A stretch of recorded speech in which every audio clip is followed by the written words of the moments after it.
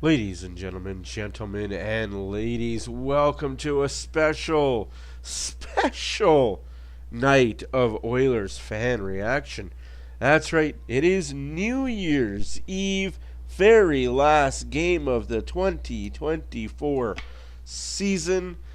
It'll be a good recap for the video tonight. I have something major in the works regarding goalies, Skinner, where he stacks with the rest of the NHL. It's a progress. It's been in progress for the last 5 days. But when it's done and when the video gets put out, you guys hopefully will appreciate it. Any whoosies. My name is Matt for Oilers Fan Reaction. As always, it's a pleasure. Thank you for being here. Hey, Jay. Going to be a great game.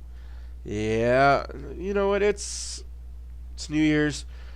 Utah played last night, so I'm hoping that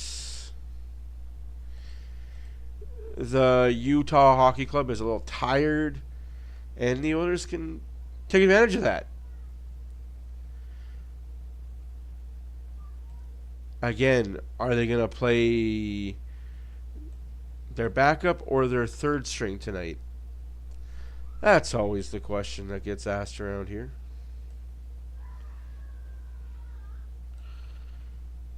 Happy New Year, says Gene Principe. Let's see how the sound is.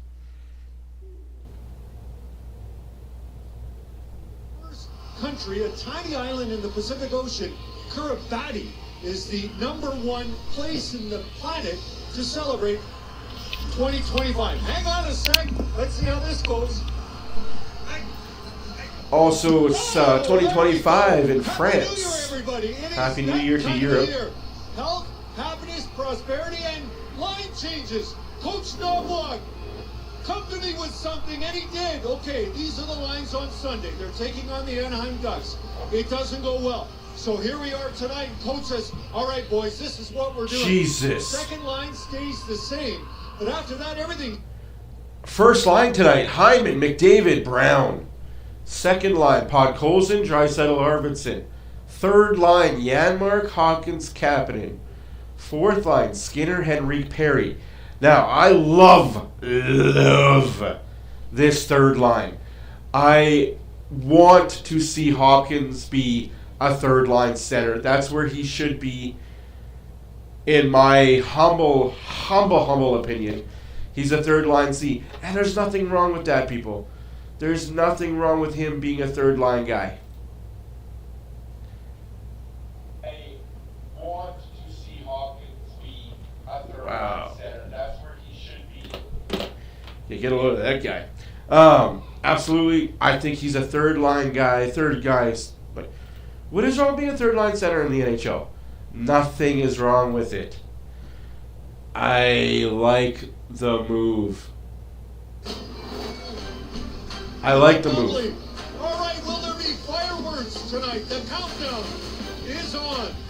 Last night of 2024. Up next, we toast Louis DeBrusk. Thank you to 167 subs that we have. You guys are all amazing. Sportsnet. Brought to you by Rogers Xfinity.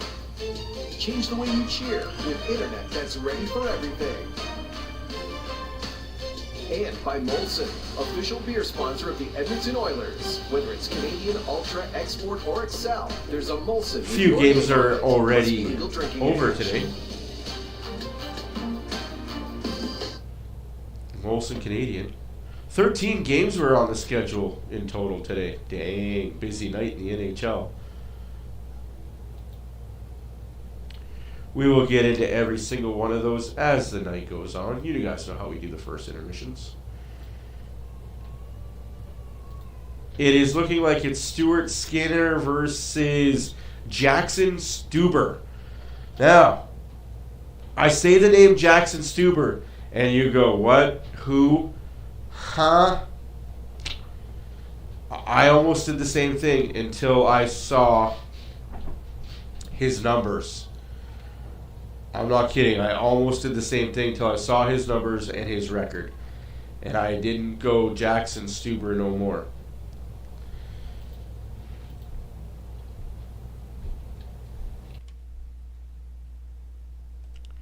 This year, Jackson Stuber has 3 games played. Not too shabby, eh? Well, in those 3 games, he's pretty damn good.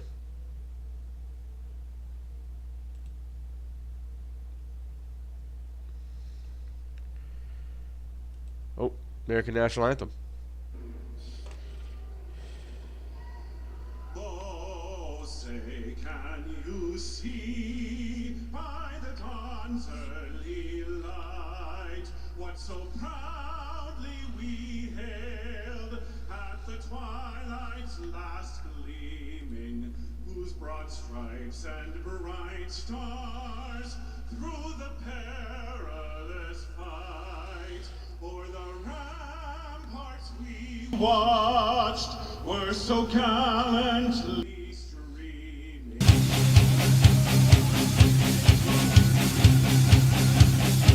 Bursting in air gave proof through the night that our flag was still there. Oh, say does that star-spangled banner yet wave o'er the land of the free and the home of the brave?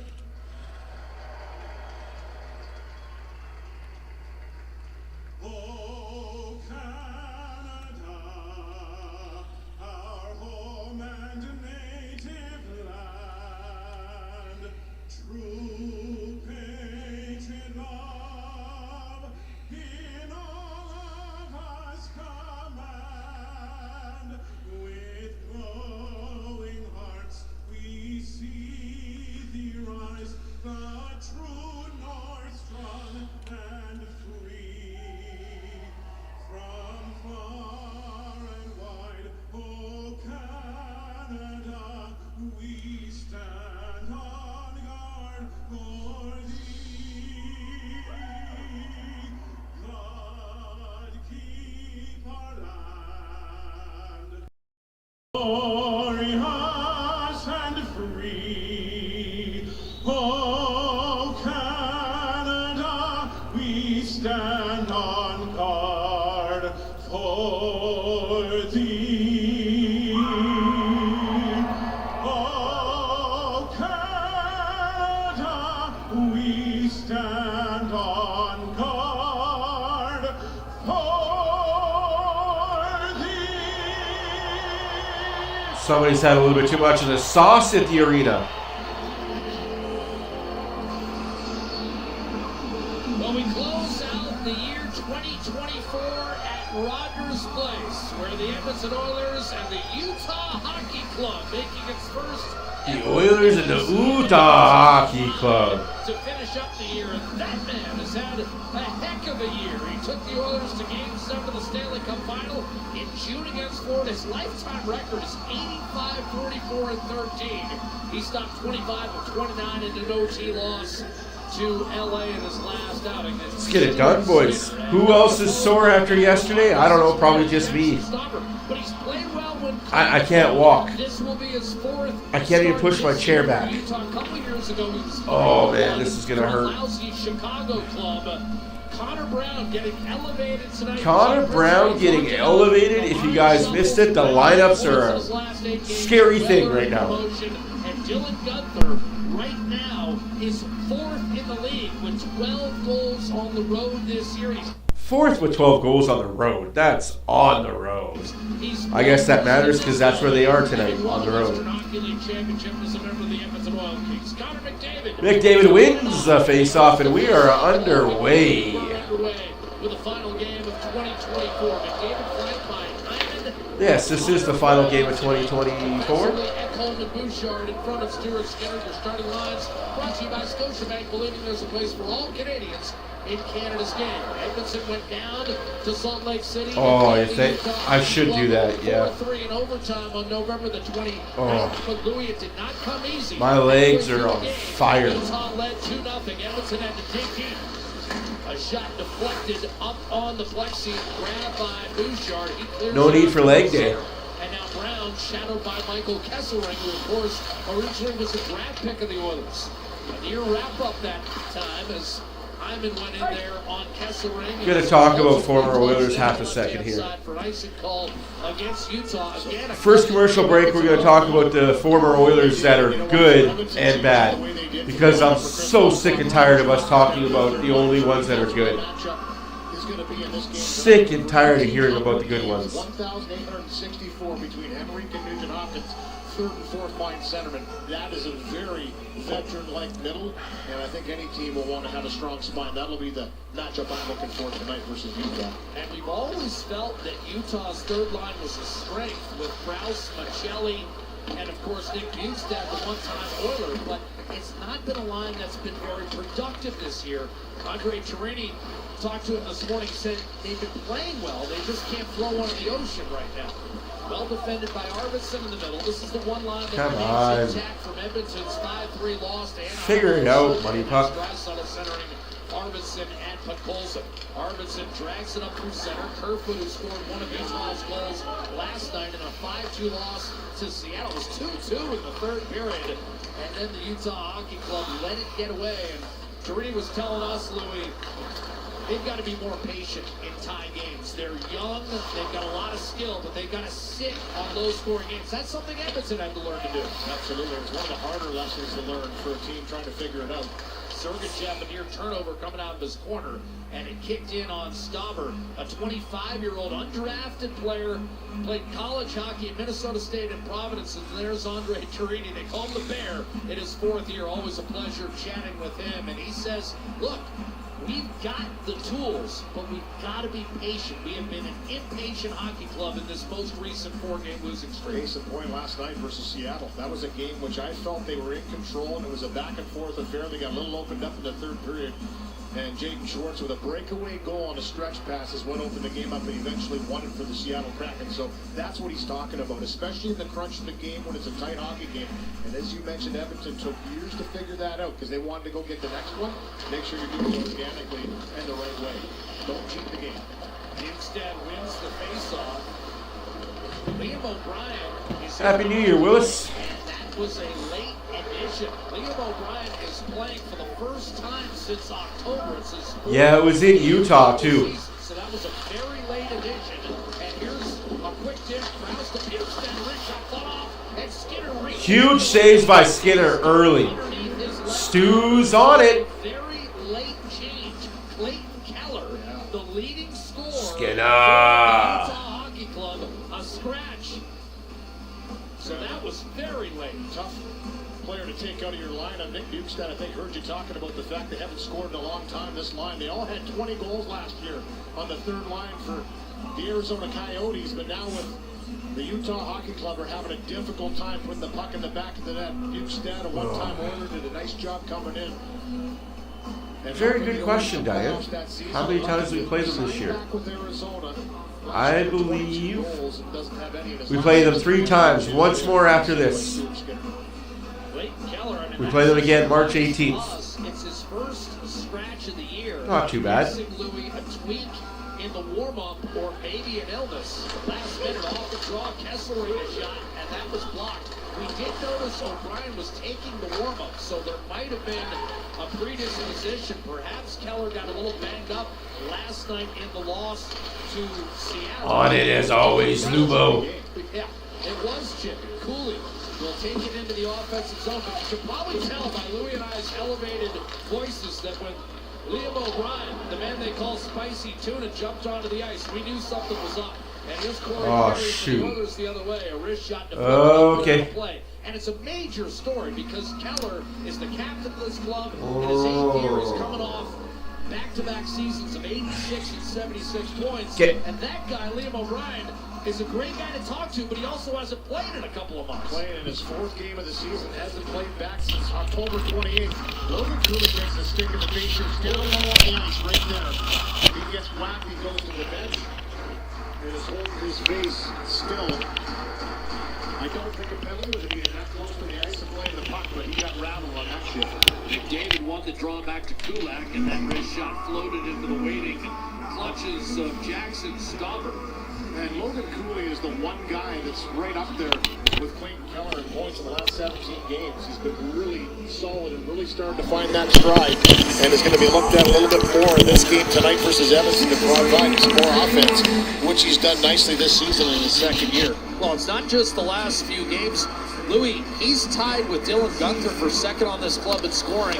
And what Utah loves about that, Gunther is 21 and Cooley is 20. So they've got another decade plus with those two guys in support of the core they've built first in Arizona. And now in Salt Lake City, Utah. Here's a dish by Barrett Hayden to the middle. That's broken up. So Machelli gets promoted. Connor Brown the other way for the Oilers. He dishes in front of the It's all your fault, Diane. Telegraphed that pass, and now Hayden able to pick it off. It's 3-on-2. It's all your fault. Schultz has been hot, but Hayden could not get it to him. And then Sergachev with a juicy little turnover. And Connor Brown tried to... A lot of hooking and slashing going on. Off balance, went into the boards. And that looked like the play where he broke his leg last year. He's slow getting up and he's hobbling back, I'll tell you what. Oh, no, not again for that kid.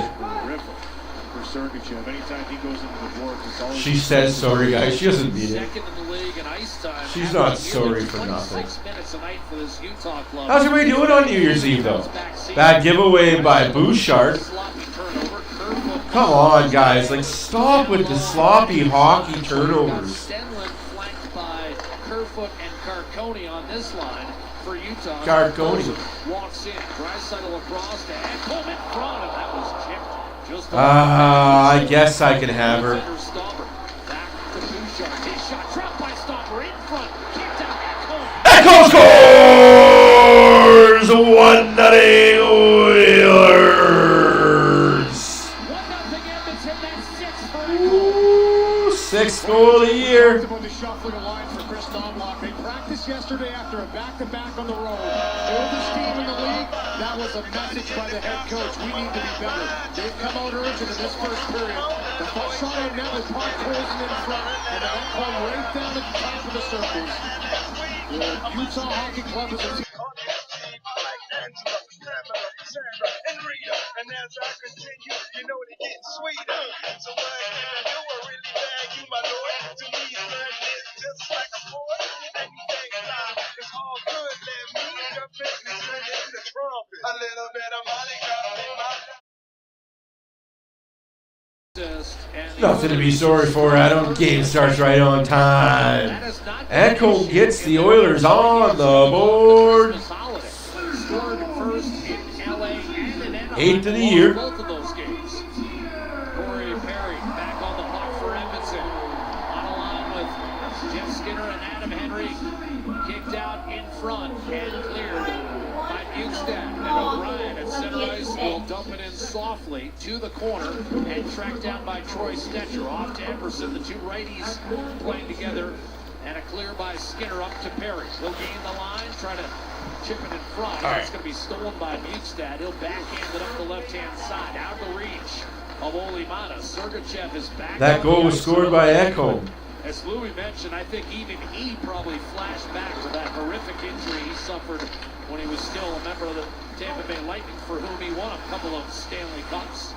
Cooley a dish, Gunther a shot that was blocked by Kulak. Gunther Blocked in front by Kulak. Good save either way. Assisted by Pod Colson. Thank you, Jay. Thank you. Hey, Happy New Year. I do have a black hat I will put on as the night goes older. I know where it is. While Edmonton comes in, having won 8 of 9 here at Rogers Place. Your black hat? Hockey Club has lost Okay. 8 of 9. Shot score. Damn it! Spain Tyson from Gunther. And Utah is even. 6 minutes in, McBain, his 10th. Nice finish by McBain here. Nice pass to set it up from the wall. And a good response by Utah to come right back out and go to work. And they're a pressure-oriented team. You're going to see this from the defense. Fuck's sakes, Edmonton. Little chip off the boards. And for Gunther, he doesn't play this puck. He already knows where McBain is. And on the backhand side, just threads it through. He beats his man back to the bar. And a nice little backhand to forehand finish for McBain. No goals in his last 10. But that ties it. That's a big one for him and his team. They know they're down one of their top players, if not their top player. And other guys are going to have to step up. That's a big Renegade. game. And again, triggered by Gunther and Cooley. We talked about those two players, both 21 and under, as being key trigger men for this Utah offense. So we're tied. Dave Schmaltz in on the forecheck. Bouchard dug it out. Renegade, I was just going to mention those two games. Across, open to Zach Hyman, feeds that goal. Not much of a shot. It was partially deflected, and Hayton comes up ice. Crossing to Michelli, who's mired in a slump. But one thing about Keller coming out a lot of his baby, Torini can get Michelli going. Here's McDavid over the line, but offside. Left wing, I believe, was Zach Hyman, 13:22 to go in this first period, and we are tied at 1. Ekholm opens the scoring for Edmonton. Jack McBain, the equalizer for Utah. All right. No, he hasn't looked good lately. Renegade, I was just about to touch on that a lot. I don't know if you guys watch my videos, but the reason why the Oilers lost to Anaheim is simple economics. It's simple energyonics. And I don't want to hear this BS. Oh, well, Anaheim played the night before. Anaheim had the same schedule the Oilers did. Okay. Not really. Anaheim played Philadelphia the night before. And Anaheim had their way with Philadelphia the night before. The Oilers had the LA Kings. When you talk about NHL caliber teams, LA Kings are in the top echelon of the LA Kings are like a top echelon of the NHL. The Philadelphia Flyers are scraping the bottom of the barrel more nights than they're not. So you can't look at that and say, well, they both played the night before. Yeah, sure. But that'd be like saying, well, they both played the night before, and if Edmonton had played a team, Ottawa, Philadelphia, Chicago, take your pick of the bottom barrel teams, and then had to go play the next night where Anaheim got a top-tier team, the Oilers would have mollywopped Anaheim. I'm just saying, if you don't know Oiler hockey the last decade, that game should have been a blowout for Anaheim. The fact that it was close, I was okay with it. That game should have been Anaheim by 4 goals. So, I'm not upset by it. I will stand by what I said.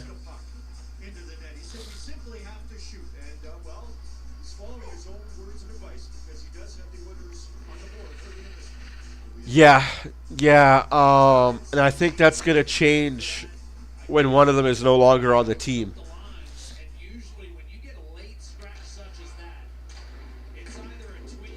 He's still dealing with the leg injury. Last time I heard, he's skating, but not quite 100%. But,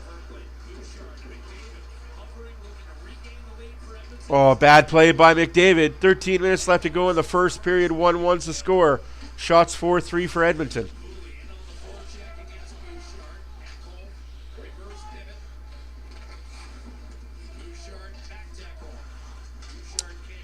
Yeah.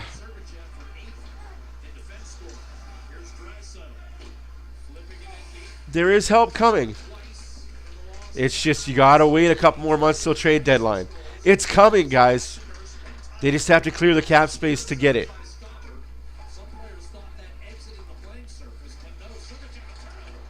Yes, thank you, Jay. Yeah. He's not quite fit for action yet. But once he is, he will be an Oiler and he'll be in the lineup regularly. Oh, bad play again by the Oilers forwards.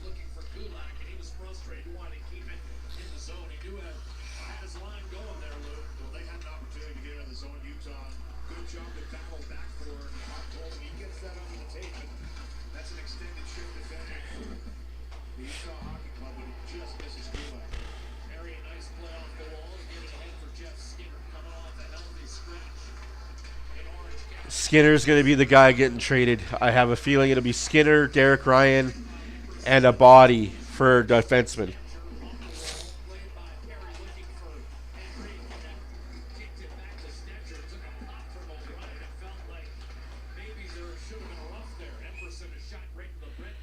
Yeah, should have been, but oh well. The goons that wear the ref jerseys are not going to call anything unless they have to. Here's that work in the offensive zone. Podkolzin skates the stick, does a nice job to kick it to himself out of the corner on some good work. And Harry felt that the right arm and hand gets up into the face area, a little head snap. Yeah. But no call on the play. Had a few words with. I don't understand how Utah has the deserve to win meter. Scores 1-1. I mean, if you were late to the party, From Stetcher. By the way, Louis, I was talking about Bouchard and Jackson Stubber is 3 games played, 2 wins, 1 shutout, 928 save percentage. So he's a good goalie in a short type of situation. The assists on Ekholm 6 at 4:26, quickly countered a minute 34 later by McBain. Thank you, Lubes. Thank you for that. Clean face-off win. Nurse unable to hold the zone. A rare off day in the Ooh, face-off. 1 point away from 200. Let's go. Against the Ducks, who had gone in, dead last in the league in face-offs. Edmonton did not have a good day in the circle, did not have a good day overall. Let 2-0 and 3-1 lead slip away. Looking to rebound tonight on home ice. Nugent Hopkins, captain. Nurse back to Nugent Hopkins. Serves it up, Stetcher. Down low. Gambark was cut off. Looking to clear Hayden. That's the Stetcher we need to jump in, hold the line. Slotted in front for Kapanen. Kesselring kind of fumbled that puck away. Now he's under duress. Hayden can't clear. This is 2 out of 3 shifts now. Edmonton has bottled Utah up, and it's only Mata unable to clear. David let it roll off the stick, and Schmaltz was able to punch it back through the neutral zone. Bouchard from Ekholm. Dart up the middle, broken up by Sergachev. And offside on the. That's the thing, though, Renegade. They don't need the immediate help. And the guy that they're going after, Columbus doesn't want to trade right now. They got one guy. There's one guy on the trade list right now. They're waiting for the price to drop. And because of the standings and what they look like, oh jeez, you got to hit that net though. McDavid has 2 tries at it and can't score. McDavid had 2 tries and couldn't score. 9.5 left to go in the first period. Oh my God, McDavid. What's up? Is the other one asleep already? Okay. Okay, then go nuts. Okay. Offside or Okay. Looks like an icing. Yeah. Okay. I thought they had a man All right. low, but Yeah. Gonna say icing against the Oilers, bring it all the way back to the left of Stuart Skinner. That one right Man, there. McDavid, that was your shot. Oh, you missed the net by half an inch. Almost doesn't count. Horseshoes, hand grenades, and you know what else. Stauber right there. McDavid has that one pop out. He doesn't miss many from there. Yeah, that second one got him on the heel of the stick. Here's Kesselring to the middle. Backhander save made by Stuart Skinner. There we go, Oilers. Fight for that puck. Kevin Stenlin. Hey, Stuart Skinner. How's it going, buddy? Happy New Year to you, sir. Better not be going to no fireworks tonight. Utah, the second of a back-to-back without its captain and leading scorer. You probably are. Tough assignment. Kessler up the left-hand side. Alex Kerfoot trying to split the fence. Wow, cherry pick Kerfoot. Can't get out of his Toronto days. Into tonight, Utah at 16, 14, and 6, currently 4 points. Fireworks tonight in Edmonton. Will be at midnight. So in about 2.5 hours time. Behind Vegas, who coughed up a 2-0 lead on home ice lost to Montreal today and lost 3-2. I'll watch them on TV. Stetcher to Nurse. And ahead to Perry. Tried to back in against Koliachonik. Unsuccessful in that endeavor. Played ahead for Liam O'Brien. Centering pass, and you can hear him calling for it. Bukestad was screaming Obi. Wrist shot fluttered wide by Mata. Boy, our sound crew has been on it lately. That's some great audio. That Nurse calling for good. Stetcher. That was a good one. Bukestad screaming. That's good. You don't need to be awake at midnight. I know there's no school for another 6 days, but he's always down in. But Shelley. Kids in 2-week breaks. Koliachonik. Ian Cole down the middle looking for Hayton, who is engaged. Agreed, Epic. Agreed. Dulac and Yanmark will dump it in. Canada USA's already started, bud. They're in the second period. Shelley was not scored in his last 22. Unfortunately, USA's up 1-0 last I checked. He's been a dangerous guy. Head-to-head against Edmonton. Capitan, a drop-off. And now 7 minutes left to go in the first period. Shots are 10-6 for the 11-6 for the Oilers. But 1-1 is the score. His 10th of the evening. 7 minutes to play for. Now,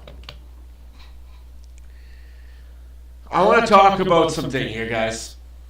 I want to talk about some things. Because all we're talking about is Dylan Holloway and how good he's looked in St. Louis, and Warren Fogle and how good he's looked in LA. Let's talk about the guys that have been an Oiler and not looked good. Let's talk about my man Eberle. He hasn't looked overly good in Seattle. Let's talk about another guy that we all love, Jesse Puljujarvi. He's on his way back to Russia. He got sent down on waivers. Nobody claimed him. He's on his way back to Russia, Finland, the Swedish Elite League. You're never going to see Puljujarvi in the NHL again. Let's talk about Kesselring, another former Oiler that did have some time in Edmonton. Not really having a good time. But here we are, but only talk about the success stories. Oh, they left Edmonton, began to play better. Sure, but there's also, for every one that's left to play good, there's 5 that have left and have done bad. But we don't talk about those ones. No, we as Oiler fans just want to talk about, oh, remember that nice shiny toy we had that plays better without us? It's so stupid. It's like running goalies out of town. It's the Edmonton Oiler fan base way. I hear you. I really do. The shots right now are 11-6 for Edmonton. Scores 1-1.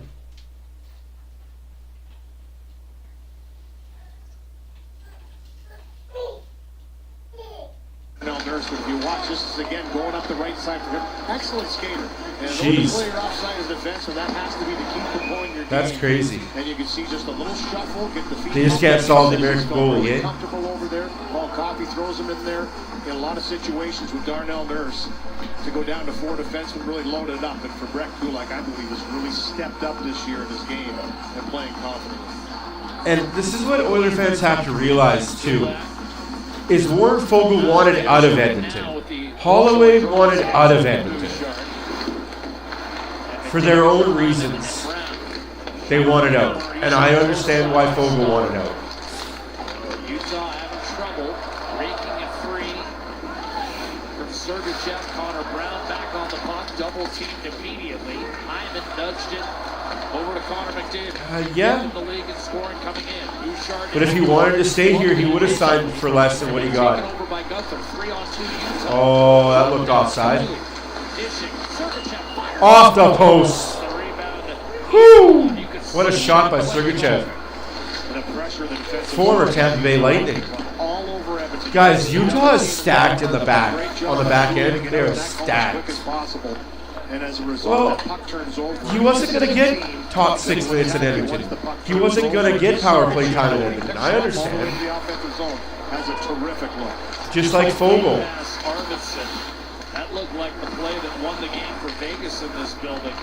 Way to keep that puck in. No Hannafin. Arvidsson behind the net. Up was the trailer. Looking for Draisaitl, who's looking for puck closing. It's tied at 1. Draisaitl. Beautiful feed and a drive by Nurse, kicked aside by Stahl. Nurse shot save. One man coming off fall, threaded it through 2 others. And now Draisaitl keeping it alive against Lawson Krause.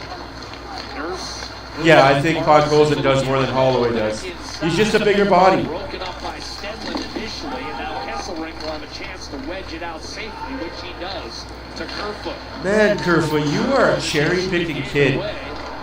Just like you were in Toronto. Firing and a save made. Rebound O'Brien trying to muscle one home. And that's covered by Stuart Skinner to keep the game tied at 1. So, The quick dish.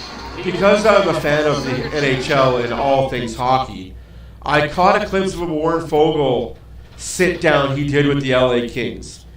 And he said in the interview, he was asked what it was like to leave Edmonton and why he wanted out of Edmonton. And he said, I wanted out of Edmonton not because they're a bad team or a bad place to live. It's because they have McDavid and Draisaitl. Now, it wasn't to say because they're bad and their leadership is bad. It's because with McDavid and Draisaitl up the middle, the best you're going to do is third-line center.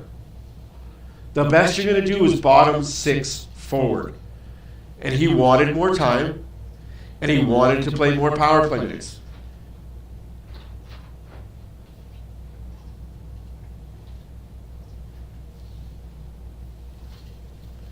I don't get mad at him for that. Like, that's one thing us fans have to realize. Because we have the top 2 players, arguably the top 1 and 2, top 5 in the NHL right now for players, the bottom guys are going to want to leave to get more ice time. If they feel like, hey, I'm just as good as these 2, or I can contribute and help like those 2, but I'm not going to see the ice as much, they're going to leave for more ice time. But with you leaving to a team like St. Louis, who's not going to make the playoffs this year, you got your ice time. You're not going to get your playoffs, and you're not going to get your cups. Sacrifice the ice time for cups. Some players do it, some players don't. Is back for another record-breaking season. Support communities across oil country. I agree with you there. Clem Costin, there's a dime a dozen Clem Costins in the NHL. Edmonton Hopkins was drafted first overall in 2011. He sort of became his role model as a player in the National Hockey League. And while Dylan was playing with the Edmonton That's Oilers, awesome. a photo with Barnage, as well as Darnell Nurse and Leon Draisaitl as the Oil Kings. Some of them had a chance to participate in the Edmonton Oilers skills competition. And I would say the former Oil King is showing lots of skills now. Should have drafted him. Should have got Gunter. He's a good little player. Goals and 33 points. Here's Bukestad trying to go cross ice. That was broken up. Good hockey game thus far. Lots of chances at both ends. And we're tied at 1. Here's Bukestad. Utah trying to snap a 4-game losing streak. Edmonton trying to get back in the win. That's exactly what this is. That's what good teams do, right? When their bottom 6 is good and want another more of a role, they're going to leave for that role. Schmaltz able to stick handle his way through Janmark and Nugent Hopkins. Cutting behind, surveying. What a save by Skinner. 4.5 minutes left to go in the first period. Tied at 1. Shots are 12-7 for the Oilers. But they're kind of hemmed in their own zone right now. When I talk, it echoes. Yes. Utah having Edmonton and forcing a tough pass. There's nothing I can do about it. Stopper will leave it for Kesselring. Long stretch up to Hayden. Kesselring drafted 6th round. Yeah. Yeah. Back in 2018. That was tough to see. In the deal that brought Bukestad to Edmonton. Here's Ekholm. That was for the playoff push 2 years ago. Ekholm's pass redirected. Drive by Bouchard into a crowd. Oh my gosh, that's interference. Call. Lead pass to Olimata. Won a couple of cups in Pittsburgh, pulling his way through McDavid, but cut off by Ekholm. Ekholm with a goal for Edmonton. McDavid the equalizer for Utah. That's where we sit with 3.5 to go in this opening period. Oilers beat Utah 6 weeks ago. Just after American Thanksgiving, 4-3 in overtime. Nugent Hopkins won. McDavid trying to beat 2 Utah hockey players. Knocked off the puck by McBain. Reversed back behind. Hyman read the play and now is on it. for the Oilers. Snatched away and delivered to Kerfoot. 3 minutes left to go in the first period. Chase behind Darnell Nurse. Kerfoot.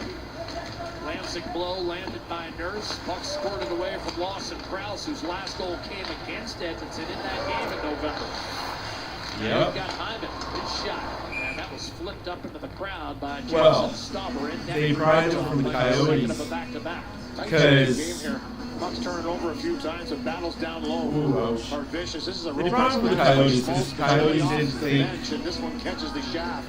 helping out Edmonton was a good idea. Nice little sauce pass right, and it might have changed direction en route, a little bit of a deflection. For Absolutely. Michelli, there's another guy we talked There's about. actually a rumor going around that another former Stanley Cup champion is coming to Edmonton next year. Bukestad and Krause, all three of them had 20 goals or more. Off to a not just a rumor. season, but he's another player that I can elevate can up the semi-confirm Keller out. that he's going to get a PTO in Edmonton. There's the shot on net, the save made by Stauber. They'll pull it in Ouch. his chest. That's a big discrepancy for power plays, but it's round robin game. Will remain in the offensive zone for the Edmonton Oilers. 2.5 left, 58 Shot by shots nearly 2-1 for the margin. Oilers. Still 1-1 score. So you're saying he only had 17 goals? It's just for future. He did have 17 goals, not But over he had 20. 57 points. Yeah. He had the most points on the line. And Michelli, it's easy to think that because Michelli, for whatever reason, his couple years in Arizona, it seemed like he was the guy that fit the Oilers every time they played him. O'Brien's last goal came in Arizona's last ever game. That was in game 82 for the then Coyotes and game 81 for the Oilers last season. Here's Draisaitl trying to curl his shot in. O'Brien has been a factor tonight. Will Chip in charge. Louis doesn't look like he's had a 2-month layoff. Flipped up. He's played a lot, too. By Kulak and offside whistled against Edmonton. Yeah. You're right there, Jay. Pizza A lot of 73. the coaches abandoned that for skill. Hunger happens. And that's not how you win in Canada anymore. Pizza 73, the official pizza of the Edmonton Oilers. Spicy tuna. Hasn't played since October 28th. You wouldn't know it. I mean, he has 3 hits, a couple shots on net. He's been bashing. Well, that's what happens when you're a third-line grinder, Louis. You don't need to play every game. All you got to do is bang people. You're not going to score. You're not going to be helpful on the score sheet, but you're paid to bang people. So that helps being a fourth liner or third liner. You can miss time and come back and be okay. Last year, didn't he, with 11? Right fight anyway. Yeah, he's a tough customer. 100 minutes plus, 4 years in a row. Digging it out. It's the skill guys that take time to come back from injuries. If it's Gather for Edmonton. a bad one or they're just sitting. That's not icing. No icing. 1.5 left to go in the first period. 1-1 is the score. Indecisive, nearly gave it away for Janmark. Tried to go around the world, taken away by Schmaltz, brushed by Valimaki, but not out of the zone. Janmark trying for a second look. Schmaltz able to regain. Valimaki. Hey, Munchie, how's it going? Hello. Turned over. Happy New Year. These teams had time. We're still 2 hours away from it, but Happy New Year to all my American friends and European friends that are celebrating New Year's already. 16 shots on Jackson Stauber here in Thank the you. first period. As Louis talked about, he's had nothing but success in the NHL. 1 period, 1 minute left to go in the first period. 1 minute left to go in the first period. Record out of play by Stuart. Your hands aren't that Makes cool. his 8th save of the evening. I tell you, Sergachev can really rip that wrister. He had a couple good saves by Stuart Skinner. And I mean, that's from Askarov is not. 64 points a couple of years ago. Had that horrendous injury last year, but he's on pace for those kind of numbers again this year. Bonafide #1 for the Utah Hockey Club.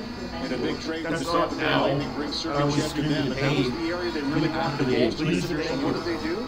They go out and get Stanley Cup pedigree players. Askarov is. More veteran. You've got Vada with 2. You Yeah. got Sergachev with 2. He wasn't the answer. Stuart Skinner's okay. There's nothing wrong with Stuart Skinner, guys. And when I'm done doing the video that I have in the works, you're going to see how good his numbers are compared to everybody else in the NHL. Here's McDavid driving in. Taken off his stick. Bouchard tried to set up Draisaitl out there with McDavid 5-on-5 in the final minute. McDavid to Draisaitl, poked in front. And somehow out of the fray comes Dylan Gunther with 25 seconds left. You see that with Knobloch loading up the top line off into the final minute as well. Gunther off the rush. Oh, 22 interference on McDavid, no call. Kesselring slide step to his right, fires, and that flipped the outside. Man, he's getting away with so much garbage against the Oilers. McDavid reverses it to Ekholm, and time will That's expire one here in this opening period down in Edmonton. Scores 1-1. But I am done with teams getting away with so much fucking garbage against the Edmonton Oilers. The hooks, the slashes, the blatant interference.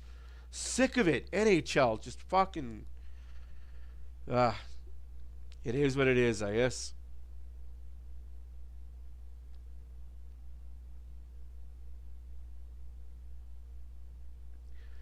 And that's just that. People have to realize we're paying, what, $2.1 million for 2 goalies? And every other team, that's their backup. Their backup is making $5 million. So just, Jesus, stop, guys, with the bitching about the goaltending. There's nothing wrong with the Oilers' goaltending.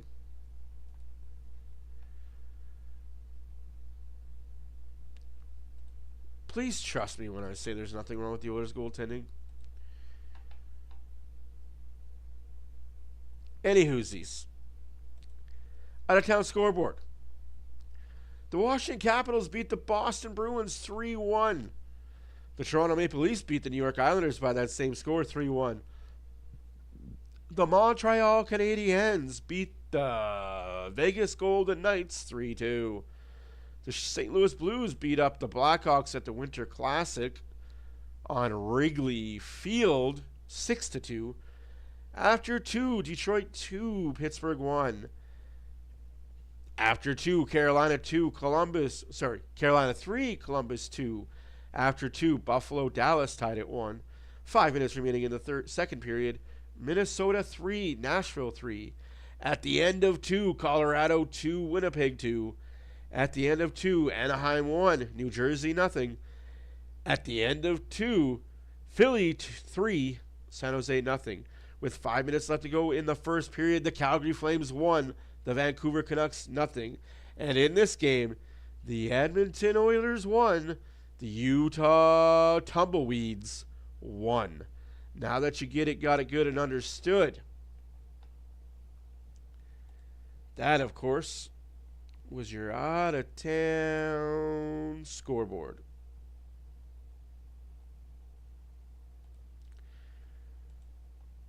Yes, thank you all for being here on a beautiful Tuesday evening. Happy New Year to everybody. Hopefully you guys are all partaking in parties and having fun. Remember, if you drink, don't drive.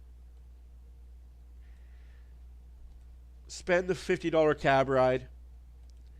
Because I'd much rather have you guys the $50 cab ride than the $400 ticket or worse. It's not worth it, guys. Don't drink and drive.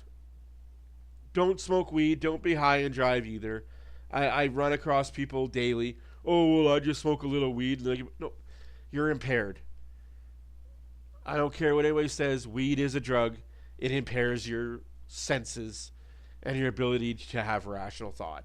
So don't drink. Don't do drugs and drive. Just, if you're going to do it, stay home. Stay at a hunt friend's house. Call a cab.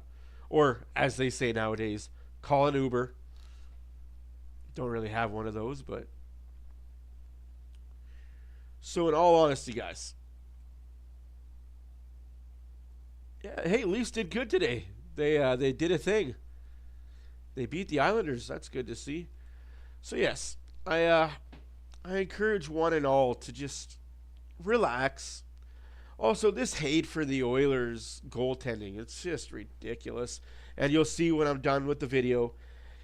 I got a spreadsheet, guys. I don't do spreadsheets, but I've broken it down in 10-game increments for every goalie in the NHL who's played 20 or more games. What's my favorite team aside from the Oilers? Ooh. The Islanders are probably my second favorite team, but other than that, I'm a fan of the Ducks.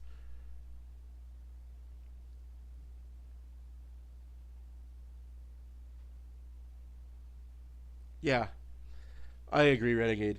I agree, Jay. Uh, I'm not surprised. Knowing what I know, I'm not surprised. I just wish I could tell people what I know. Honestly, guys, I'm going to be honest with you. Jay Woodcroft may never coach in the NHL for the next 5 years. Unless there's like 7 firings in a row and one team that fires their coach is so bad that they just need a pylon back there behind the bench, Jay Woodcroft's not going to get a job.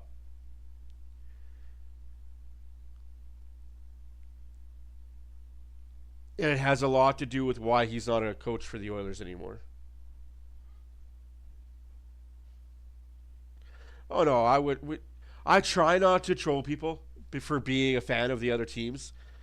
The acceptance there's rules, there's exceptions to every rule. If you come in here and you're an asshole and just start chirping about how good your team is and how bad the Oilers suck, this, that, and the other, then of course I'm gonna clap back. But if you come in here, you're chill, you're just like, hey, I'm a fan of this team, but go team, go. Like, we had a guy in here the other day that was a fan of the Kings, and he said, go Kings, go, and that's cool. Hey, that's your team. I don't expect you to cheer for anybody else but your team. I'm good with it. Just don't come in here trolling. Because then I'm going to have to send you back under the bridge. But yeah, I just... Also in the spreadsheet that I'm working on, it does show the goalie's age, where they were drafted, and how much they make this year compared to Stuart Skinner. You're going to be really surprised at the numbers. I think there's... Last time I looked at the spreadsheet, obviously it's not done because I have to add this game. I'm trying to add as many 20 games.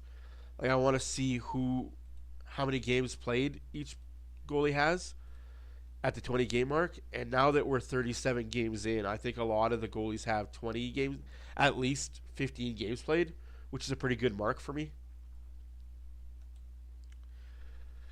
So yeah, number one goalie. Can you guys guess who the number one goalie is in the NHL by the metrics that I'm going to give you? Minimum 20 games played. Minimum 200 shots against. Because you could play games and have like 100 shots. Well, of course, if you have 100 shots and you make 95 of those saves, 95% of those saves, you're going to have such a high save percentage. You're going to be at the 9.8s, 9.7s. Granted. So minimum 200 shots against. Minimum 15 games played.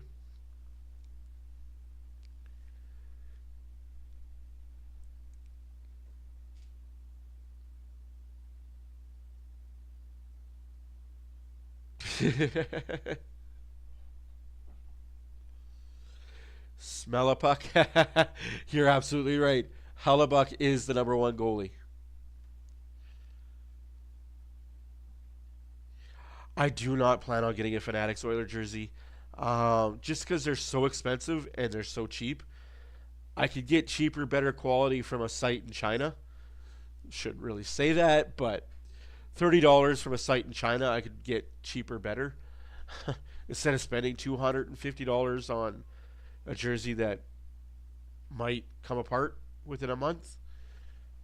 But I do plan on getting more jerseys. I do plan on getting other teams' jerseys. Like, I want the Columbus Cannon jersey. The Winnipeg Jets jersey. The Vancouver Canucks skate, black and gold skate jersey. Yeah, that's okay, man. New Year's party for the kids is awesome. That's a great time. So, yes, Hellebuck is number one by far. just because that guy plays every game in every situation for the Winnipeg Jets. He's taken 6 games off, I think, last time I saw.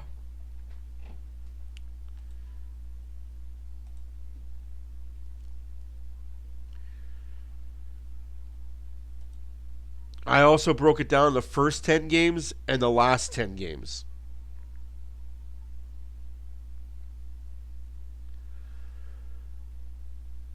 This number 2 goalie in the league right now, with these metrics that I've put in to just suit my own narrative, you wouldn't believe me if I told you.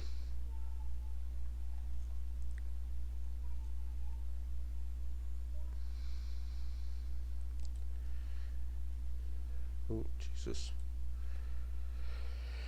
You would not believe me if I told you.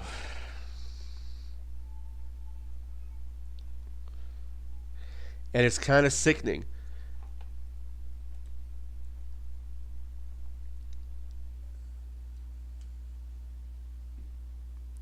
I'm kind of upset that this guy is number 2 in my stat metrics, because I think he could have been available for Edmonton. Philip Gustafson from Minnesota. My third guy is Valimaki from Utah. Fourth, Yolmark in Ottawa. Fifth, Vasilevsky. Sixth is Markstrom. Seventh is DeStol.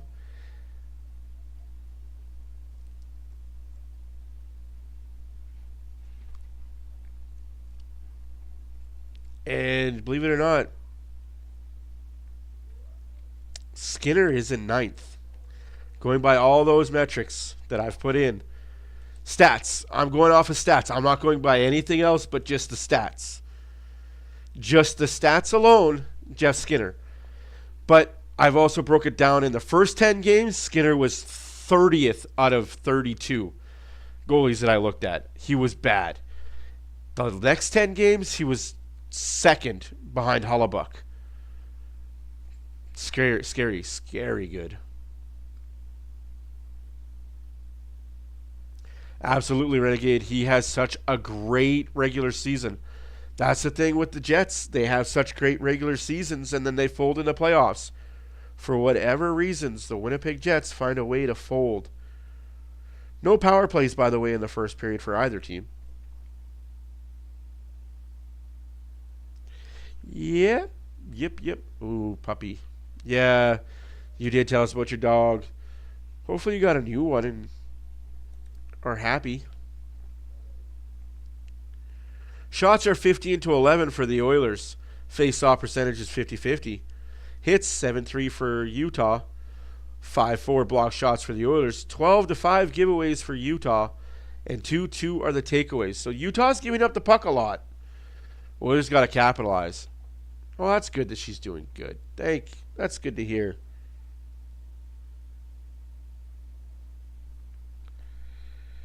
Oilers are doing the right things right now. Just got to get past this goalie, who's a really good goalie, by the by. 3 games played, 2 wins, 1 loss, 1 shutout, 928 save percentage.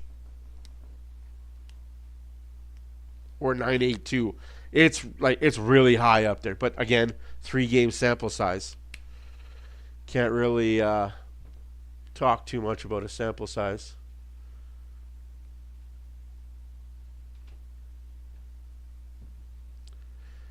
If you're late, Ekholm got the party started. Scoring assisted by Podkolzin and Bouchard.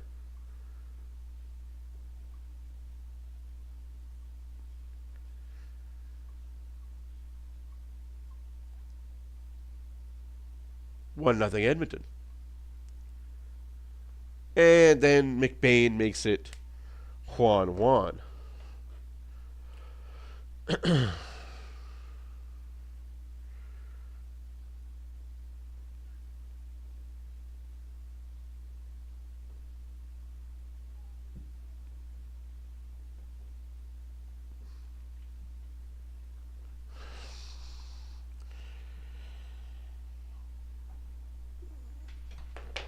Oh.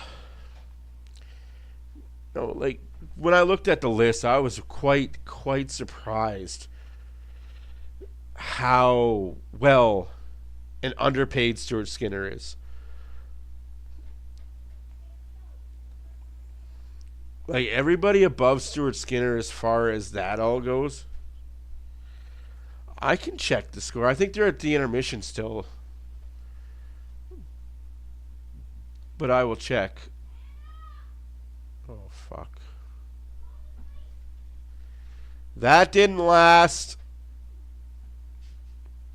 Yes, they're at the end of 2. It is still 1-0 USA. Oh, fuck. Yep. That'll do. Of course you forgot. Yes, after 2 it is still 1-0 USA.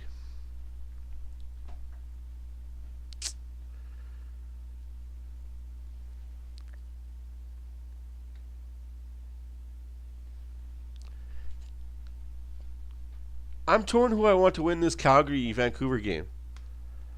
To be honest with you, I'm kind of torn by it.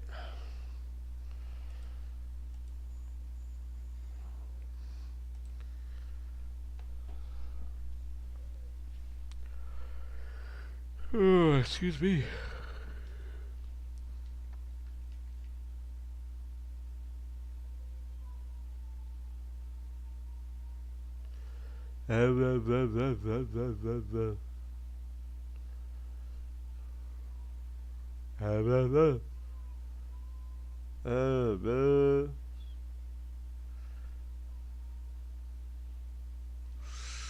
Ooh, wow, heavily out shooting them, just can't get past the American goalie.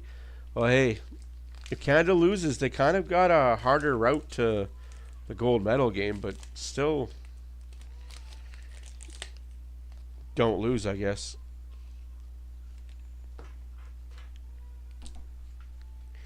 I'm going to still say he was a bust.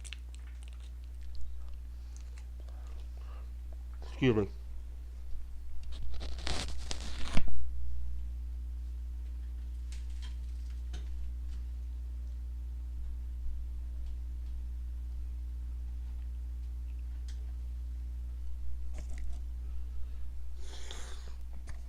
Honestly, I don't know.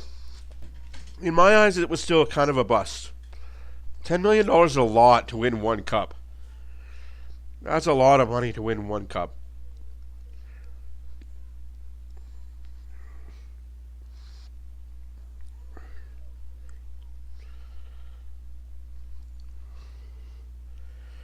Oh, I don't think Calgary's even going to make the playoffs. I just think tonight, I'm looking at tonight for Calgary, Vancouver. Who do I want to win tonight? I'll be right back. Show you guys back to the game.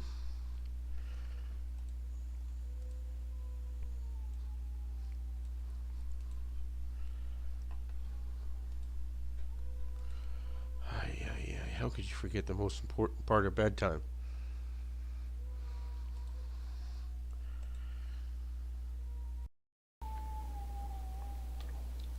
26 shots on net, 15 of them taken by the Oilers, who took the lead on Matthias Ekholm's 6th of the year.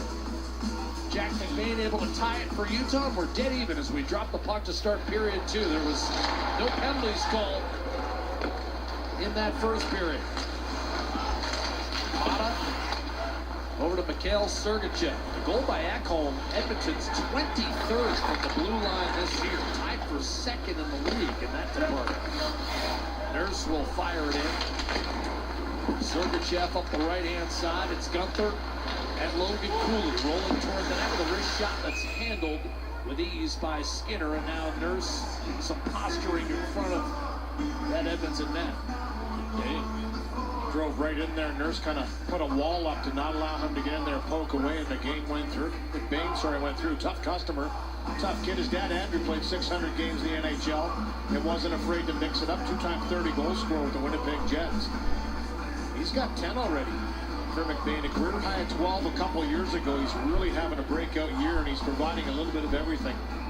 Physicality, goal scoring, and right there maybe takes a little shot in the throat from Nurse. Oh, that was a big goal for him, as you mentioned. He hit his first dry patch of the year, and he's off the schneid to tie the game. Off the draw, it's Hayton to Nick Schmaltz, checked by Bouchard. Hayton rushes back over there, wallpapered by Ekholm. Dug out by McDavid on to Nugent Hopkins. Sent in deep. Connor Brown at the vicinity. Oh, hey, thank you, Northern, for being here. You're awesome. Happy New Year. Canada scored. Woo!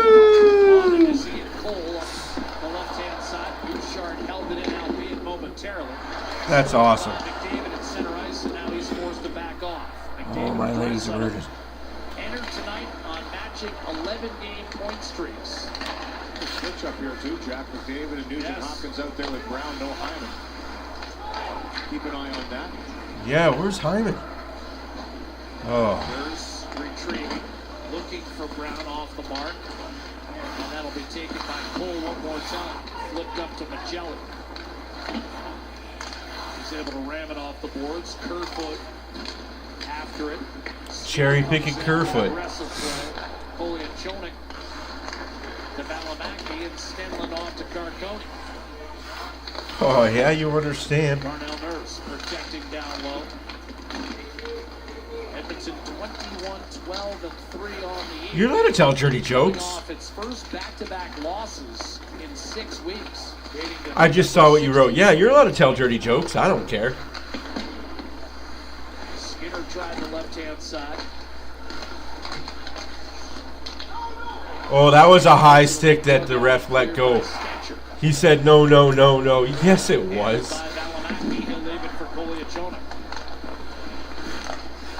We're all a little trashy. We're all a little classy. Oh, yes. Bougie. Starbucks is bougie. We always joke with each other that Starbucks is a bougie coffee place. Another trip, no call. That's 3 of them not called. Holy smokes, ref. Like, I get it. You give a power play to Edmonton against Utah, the game pretty much seals itself, but you got to call them, man. You got to call the blatant ones.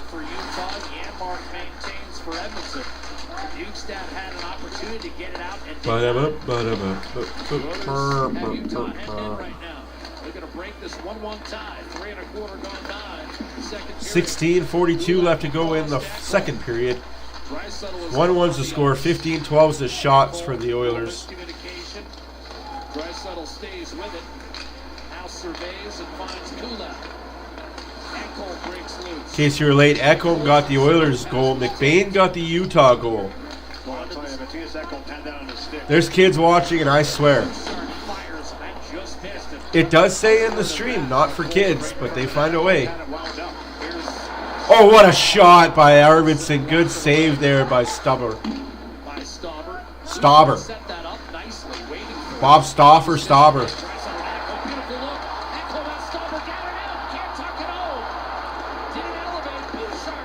Broken stick because of a slash. And no call? Okay. That's a smart play because Utah needed a break. That's ridiculous. Get it out of harm's way, blast it down the ice. Stauber guy broke his stick on the Oilers. Got back to make the blocker save on Bouchard. I was just saying, guy breaks his stick slashing the Oilers' stick, and there's no call on the play. You can clearly see it. You can clearly see he slashed the fucking guy. I'm surprised there was no call on that one. I don't think you can bury it more into the glove than he did. 2 missed calls on that one play. A hook in the hands and a slash. What more does Utah got to do to get a penalty? McDavid, Nugent Hopkins, and Brown out there. No sign of Zach Hyman. Here's McDavid. Tried to dish, deflected, and chipped off the glass. Ekholm trying to settle it down. Did he do it in the zone? No. And now what an idiot. Give him 2! Give him 2! He dropped his gloves! You drop your gloves, that's an automatic 2-minute penalty, you idiot. he's been physical. Oh, you're not going to get nothing. Oh, you're not going to get a penalty. That's 2 for dropping the gloves. 20 minutes, 3. So, I mean, there's a 4th for sure for O'Brien. He's been noticeable. That's an automatic 2 for dropping the gloves. Didn't like the way Oh, of course. Don't call the rule book. Because he had to knock that puck down high. Don't call the rule book. He takes a healthy run at him. Then he chops him down, comes back at him, and his gloves. That's an automatic 2. Twice, that's for sure. What if he swung? Zach Hyman is on the Edmonton bench. Can you imagine if he fucking swung? Right, with Henrique and Skinner. So a little shuffling again of lines for Chris Knopfler. Old people. Old men specifically. Nugent Hopkins trying to rake it free was Logan Cooley. How do you not give a guy a penalty for dropping the gloves? 15 first period shots generated. Here's a tip by Nugent Hopkins. The dish round to McDavid. Doesn't fucking matter! Oh! Hopkins with the goal. 2-1 Oilers! Created the turnover and then buries. We don't need power plays in this bitch. Well, you mentioned it a few times, Jack, in the first period. A lot of turnovers in the game from both teams. Everybody in the car, so come on, let's ride to the liquor store around the corner. The boys say they want some gin and juice, but I really don't wanna. Be a buzz like I had last week. I must stay because all the cheap like Angela, Pamela, Sandra, and Rita. And as I continue, you know they get sweeter. So what can I do? I really bag you, my lord. To me, son is just like a boy. This year, that's a big one for his team. That's a Early in the huge second, goal for Hopkins. That's his first 5-on-5 goal since November the 19th. First 5-on-5 goal for a month. Brown now 9 points in 9 games. Stetcher. And Stetcher gets one! Keep the party started!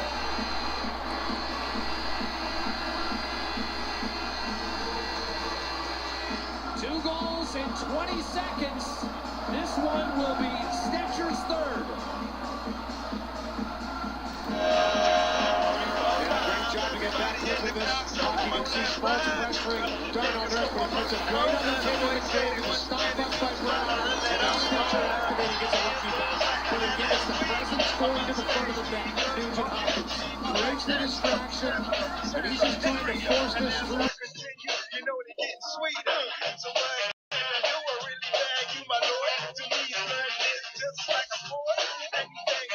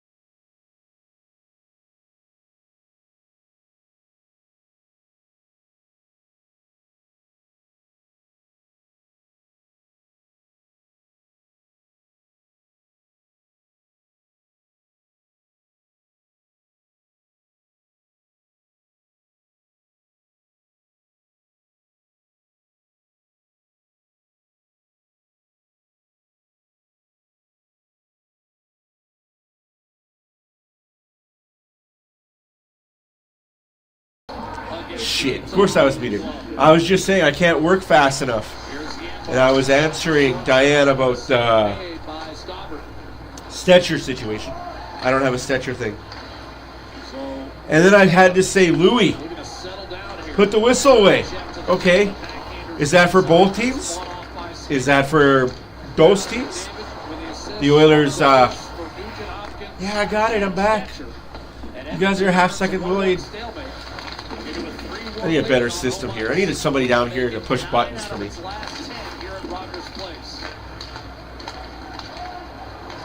Stetcher. This time just chips it in from center. Line change for Edmonton. So Louis wants him to put the whistles away. Is that for both teams, Louis DeBrusque? Carried back in. Dylan Gunther shot low and handled. Asking for a friend. Skinner with 12:39 to play in the second period. This game rolling along at 1-1. Nugent Hopkins made 2-1. Stetcher 3. I think it's going to be a good New Year. I hope it's going to be a good New Year for everybody. I hope the Oilers can just keep the pressure. All gas, no brakes. Here's your Troy Stetcher photo.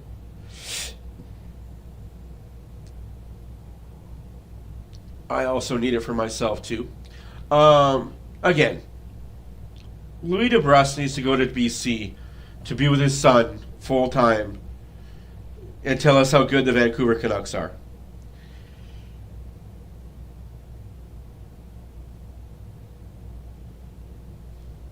But that's just my opinion.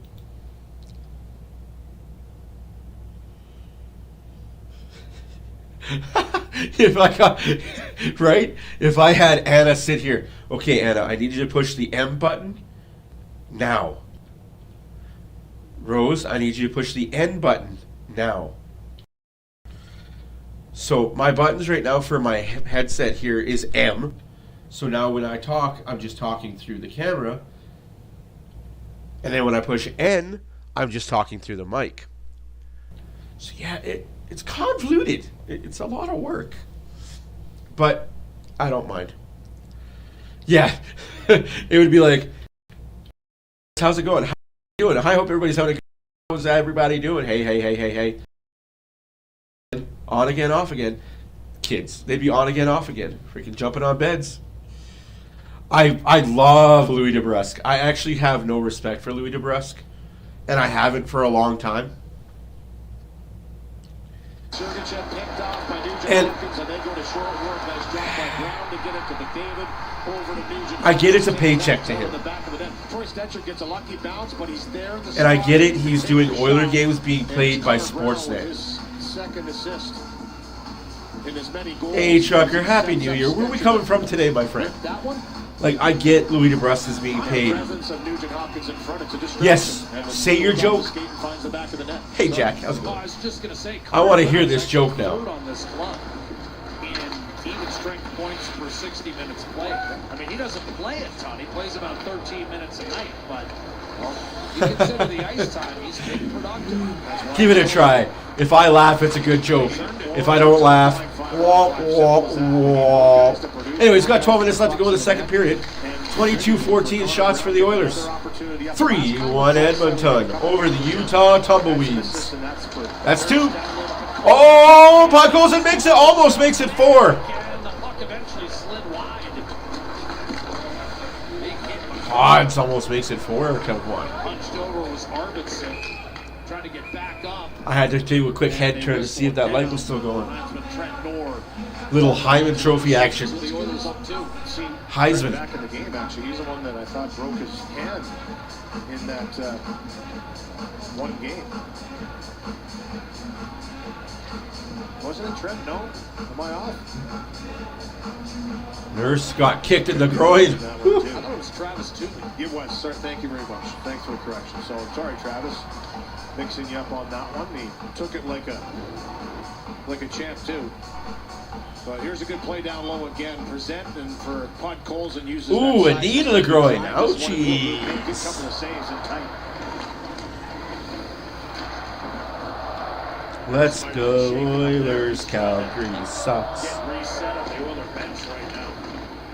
Nugent Hopkins at center ice. Drop pass by Brown to McDavid, taken away. And now it's the a penalty. The hockey game will be called by Peter McDougall. This period brought to you by Safeway. Play Oh my Safeway God. My NHL Picks weekly for your chance to win great prizes all season long. Well, Darnell Nurse. I'm sorry, guys. I was late. McDavid extends his point streak to 11 games. Connor Brown has 2 points. And here's the penalty.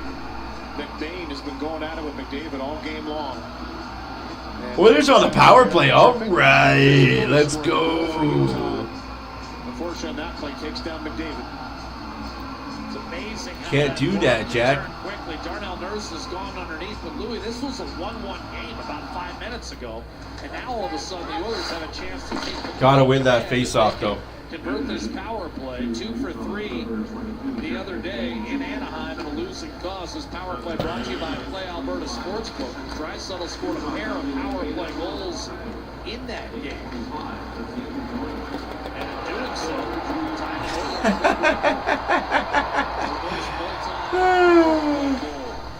games. You can guess who he tied. 99 along with 29. Your fellas? Your fellas what? Made the save and he'll freeze it. It was the first time My fellas, they hurt. In a game, that game on the 29th November, yeah, against Utah. Yep. And took him some time during the season to figure it out. Here for Draisaitl, never really looks at Stauber, or a young guy that hasn't faced him, says, hey, you know what, I'm going to try one from a sharp angle. And he scored a lot. Yeah, he got a knee to the nuts.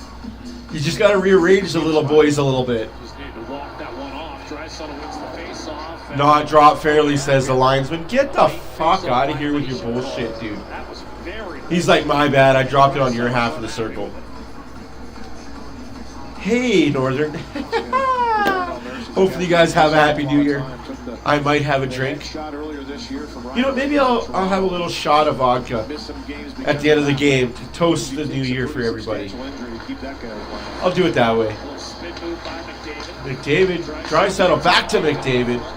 Knocked off his stick. McDavid trying to center, redirected. Yeah, this Oilers team needs him bad. He's a good defenseman, guys.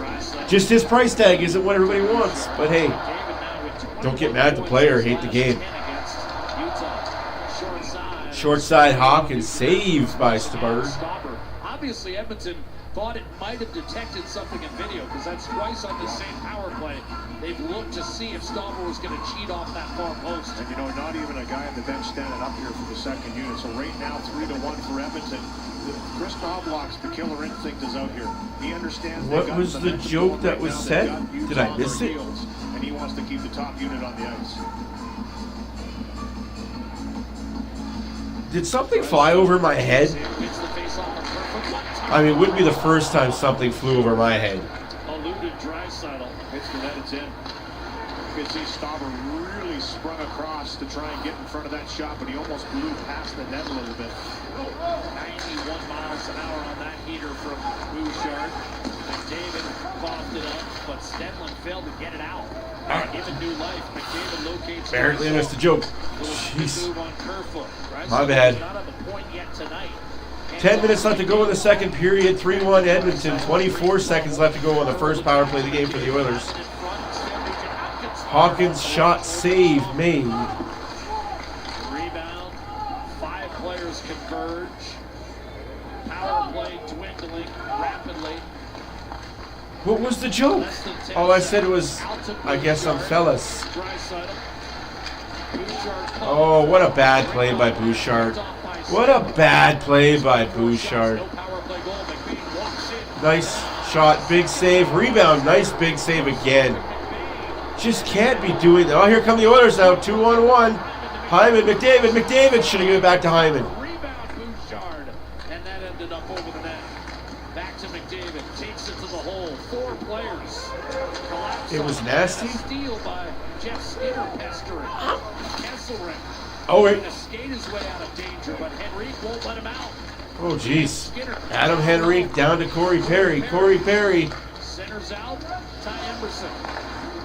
Over to Kulak. And he pulled. Time ripped wide by Henrique. What pole do we want? Kulak. You say the pole, we'll put her up. Woo! Oilers are buzzing tonight. Stauber against Henrique. 8:46 to go, second period. 3-1 Edmonton. 3-1 Edmonton. Missed by much. He didn't miss by much, but the fact is,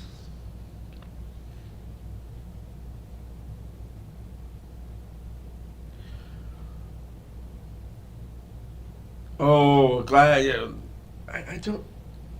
Seriously, can you say the joke again, just so I can see it? Because apparently it got lost in the shuffle. It got lost in the shuffle, and I got lost in the sauce. Either or.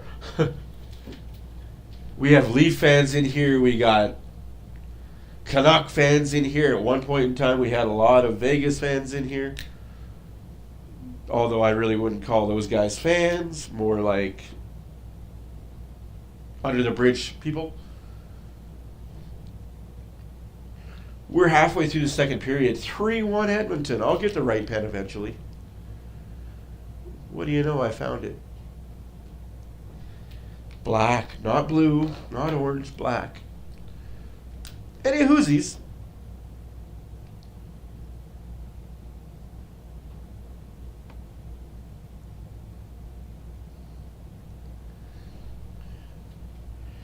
Was it the farted joke? Because I thought that was fucking hilarious.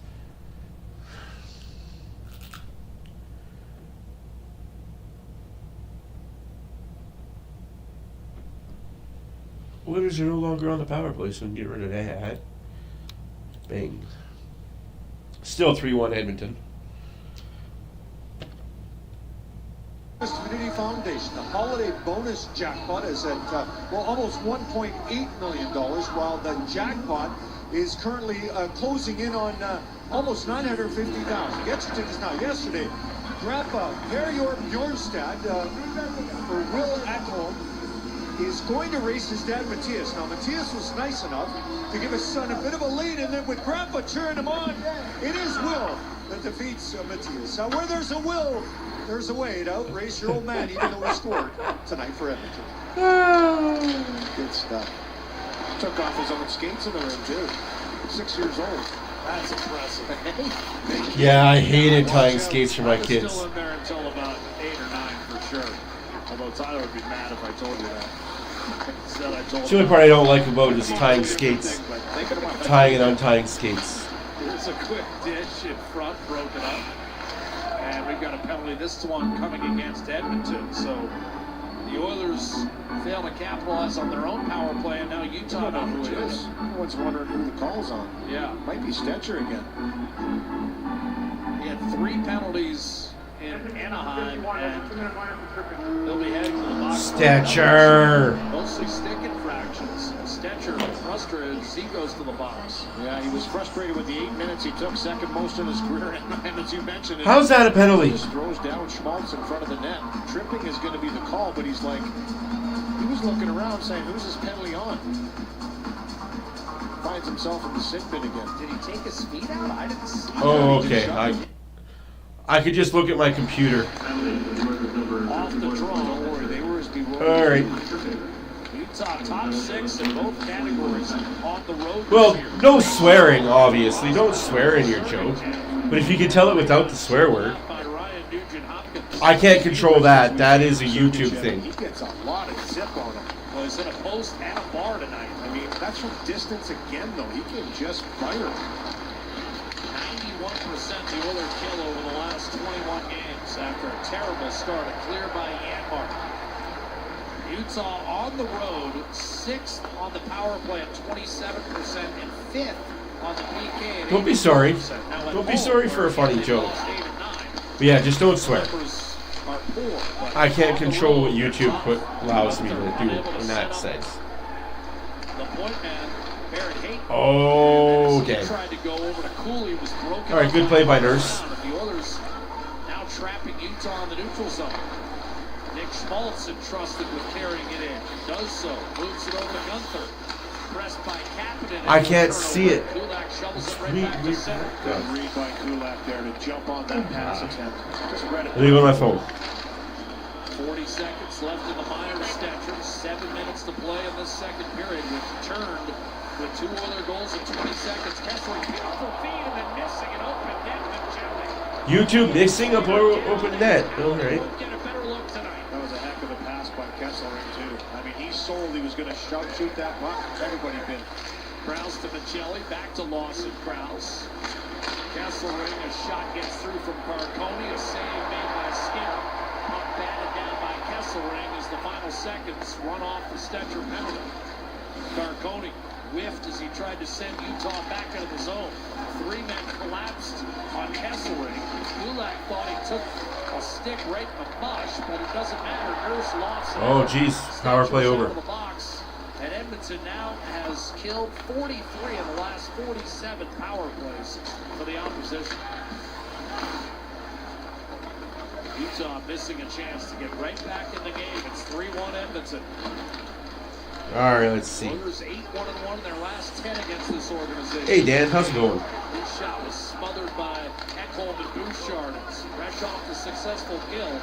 It's McDavid, Draisaitl, and Arvidsson. So definitely something up with Zach Hyman. Sent ahead by Ole Mata. Right-hand side, McBain. Remember, he's playing with a broken nose, so even though he has had a couple shifts here in this second period. Bouchard. Yeah, I'm in live chat and everything, and I still can't see it. Denied entry. That's weird that you can see it, but I can't. Mata hands off. Cleared up by Ian Cole. And now Cooley. Stopped by Skinner. Held swing and over the net.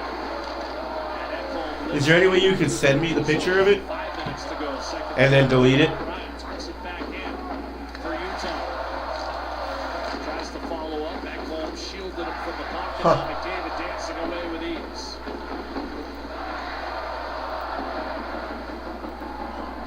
Sorry, guys, I gotta do some investigation and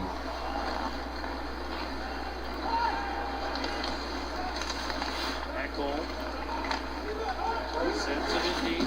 Valimaki up the left-hand side. Perry chopped at it, capping it. Oilers have as best power play. Yeah, Flicked that's ahead crazy. for Gunther. Ian Cole, a dart up the middle. Krause looking right side for Hayton. That was disrupted by Nurse on a good read. Troy Stetcher, the puck carrier. Yeah, all I got was, can I say the dirty joke, and then nothing. Stopper to leave it for Valimaki. Perry a steal. Sets it up for Zach Crazy. Hyman back on the ice. Perry to the middle. Stetcher fired at a block shot and a painful one for Krause. Or was it Valimaki who got it? Both of them. Yeah, if you don't mind, it's Sure. Would have been double Crazy. leadership. Here's Hyman back into the zone. Trying to jam it down low. Couldn't do it. Nick Bukestad trying to power his way through, but Jeff Skinner. that's all right. We all battle with something. Henry and Hyman. We all battle something. One time by Emerson, and that was another block shot for Valimaki. Ekholm to Emerson. Oh, what a play! To Podkolzin. Podkolzin, what a play! Gives it to Janmark. Arvidsson. Henrique. Shot into a crowd. Where is it? Oh, it's out of play. Way out of play. 3:11 left to go. Play in the estimation of the officials, and with 3:11 remaining, we will take timeout. Just a second.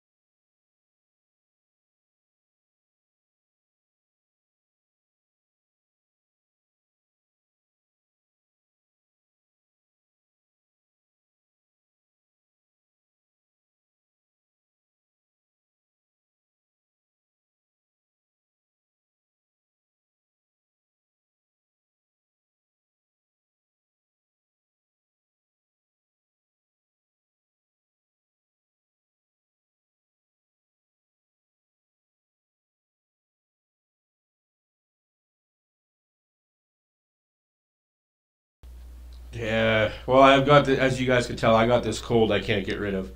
Just give me half a second.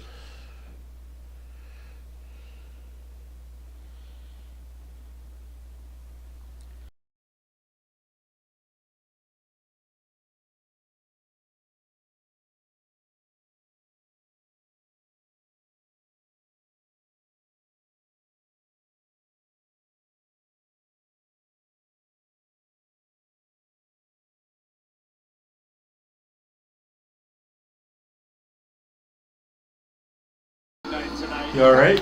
Like, is it Oh, yeah. chest, cough, Producer leg pain, Lord takes back tonight. pain? His kids taking in the game. Mason and Zoe. Mason's got the big golf going. That looks like at Huh. least 45 ounces of soda. Shot, save, rebound by the young rookie. Jackson Stauber. Straight sugar they were drinking. Jackson Stauber. That was a massive soda. They'll be Both teams had a power play. Nothing on the score sheets. Oilers 3, Utah 1.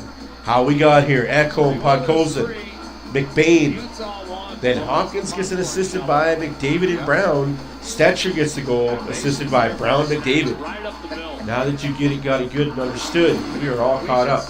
We should send reinforcements over and put it on Taylor's bill.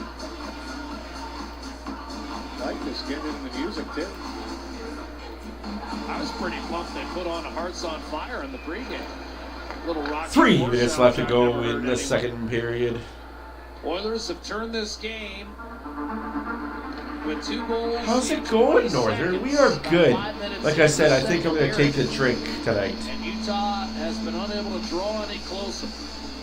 Staring at a 5th consecutive defeat. Face-off win for Arvidsson. Drives out of the Nurse. Nurse with a nice little shot. For rebound, not shoot to score. Smacked down by Drysdale. Quickly spun ahead. Oh, yeah. I still feel like I'm sick. Can't breathe through my nose, but I'll just be a mouth breather. Try to twist it. Backhand cross seamer. That if it were anyone else, you would question the merits of it. Here's Arvidsson. Shoveled over to Kula. But Colson, Drysdale, feeling it. Surveying. Resetting. Wants to feel Gunther on his back. He almost seeks out contact. Ooh, reverse hit there. Nurse reverse hitting. Oh, that's a cross check. 22 went right back after with a cross check. McBain. Come on now, kid. Big hit there. Good hit by Arvidsson. Took a stick. Oh, yeah. Way off to the bench. Also missed. That would be great. That would be great, Northern, if the Oilers got the cup next year. Well, this year. And then got the cup again. 2 cups in 2 years. 3 cup finals in 3 years. Took it away. Heads for the Oiler net, but Brown sprinting back to break up any sort of offensive thrust. Good defensive play there by Connor Brown. Gets the assists and gets the defensive help. 1.5 left to go in the second period. 1.5 left to go in the second period. Kevin Stenley under control for Utah. Mid slot pass for Cole. It's just the 2 games in Cali. Then they all go their separate ways back to Sweden, or maybe they come back to Edmonton and they're all at home with their grandkids. In this second period. But I know their mom's trip was just a trip to California. Offside, way offside. If the Oilers score here, it's offside.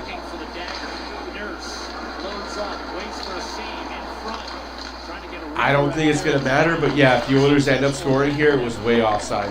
And now Schmaltz crowded in the corner. Nurse comes over.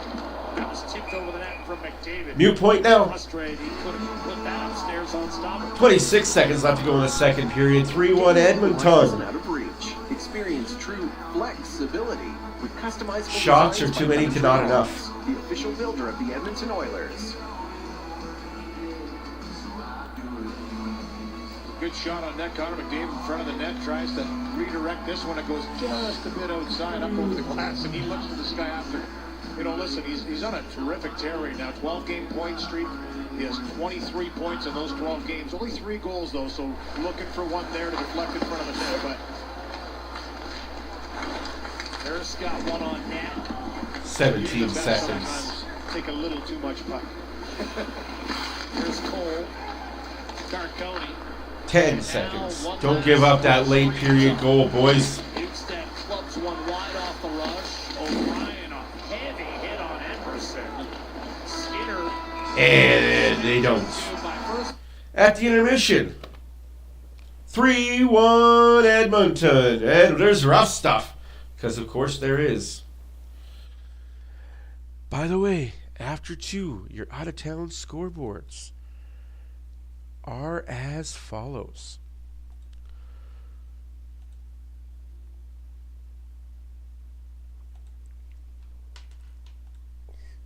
"13 games on the schedule. Quite a few finals. Let's get into it. 13 games on this Tuesday, January 31st. Happy New Year's to everybody out east, as it's still 10:30. Still got an hour and a half. Finals: the Washington Capitals beat the Boston Bruins 3-1. The Maple Leafs beat the New York Islanders by that score, 3-1. The Canadiens 3, the Golden Knights 2. The St. Louis Blues put a beat down in Chicago, Chi-Town, South Side Chicago, 6-2. Actually, Wrigley Field's North Side Chicago. 6-2 for the Blues over the Blackhawks. Detroit 4, Penguins 2, Stars 4, Sabres 2. Make it a final. Colorado 5, Winnipeg 2. 4-0 Flyers beat the Sharks. Games that are being played right now. 3-3 after 3s, Carolina, Columbus. Predators 3, Wild 5 with 3 minutes left to go in that game. Ducks 3, Devils 2, 2 minutes left to go in that game. In the second period, 1-0 Calgary over the Vancouver Canucks. Roughly 5 minutes left to go in the second period there. And if you're not entertained by that, I got 2 words for you.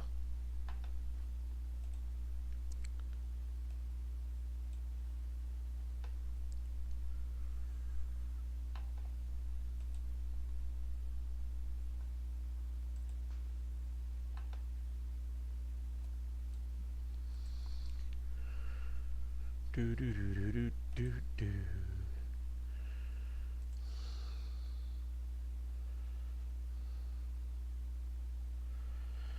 And,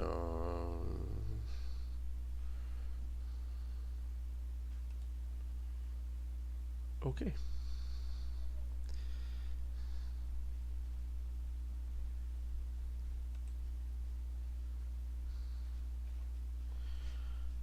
Okay.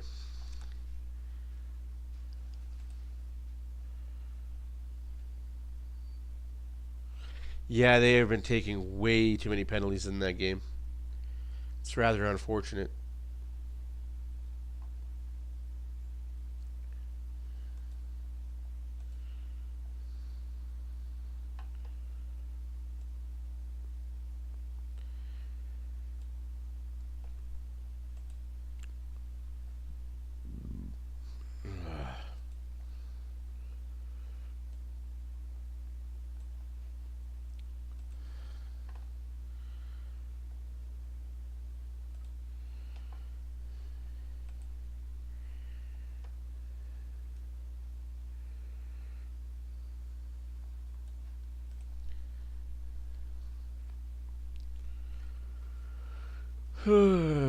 Yes, finally she's asleep. Winning. Third period coming up, so we can update the standings. Unfortunately, I'll update them after the game because I think they're going to be different. Because right now, to be technical, Colorado's in 5th place with 46 points. But I get this strange feeling that the Oilers are going to jump to 4th place with 47 points. Ouch. USA, stop it. You're killing them. Well, this just adds fuel to Team Canada's fire for the round robin. Sorry, the qualifying rounds and the medal round, if we get that far. Canada has not looked good this tournament, to be completely honest with you. Losing to Latvia in overtime. 4-1 USA with 2 minutes left to go in the third period. Empty netter by USA.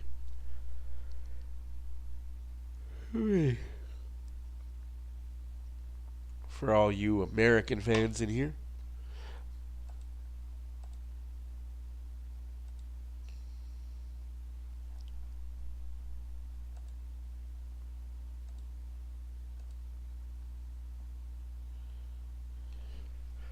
Yeah, but well, the last 8 games, USA has pretty much dominated.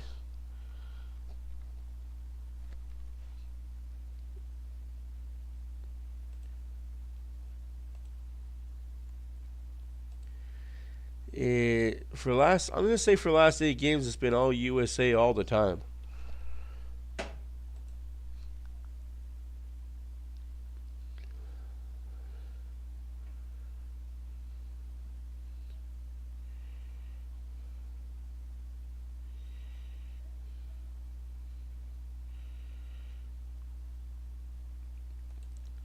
Boo boo boo boo boo boo boo boo boo.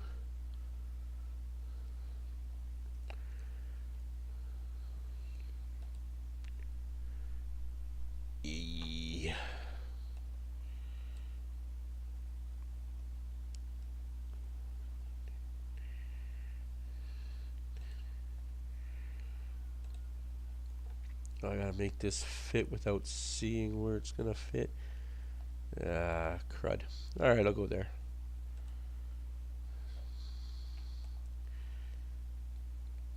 I got the new Troy Stetcher goal thing. It's kind of look out of place because it has the Christmas stuff, but hey. Yeah, I agree. I agree, Lubo. You're not wrong. The only good game was Finland, and the rest have been, oh, we're Team Canada. We deserve to be here. We deserve to win. It's not how games work. That is not how those things work.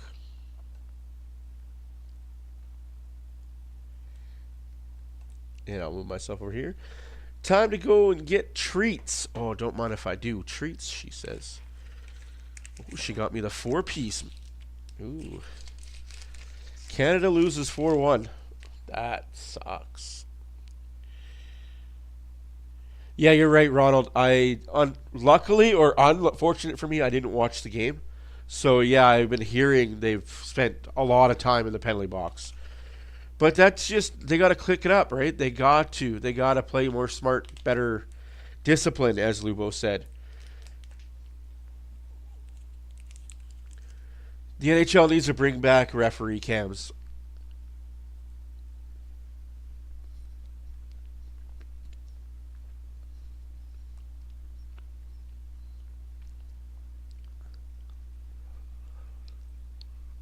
They don't have to have mics on them. Just show us.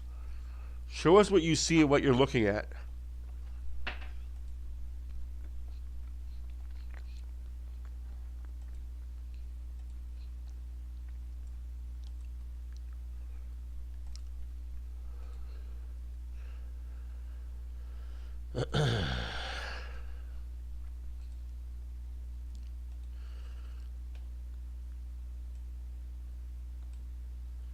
Because if you just show us what you see and what you're looking at, I think a lot of people would understand, okay.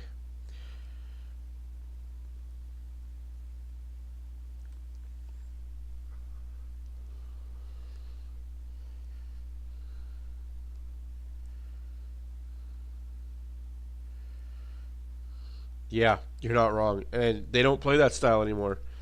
Because the NHL wants these kids to be fast, agile.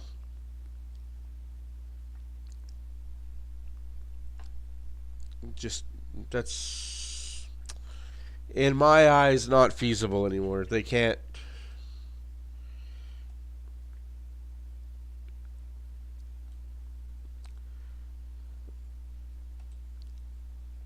They can't play that style of game anymore.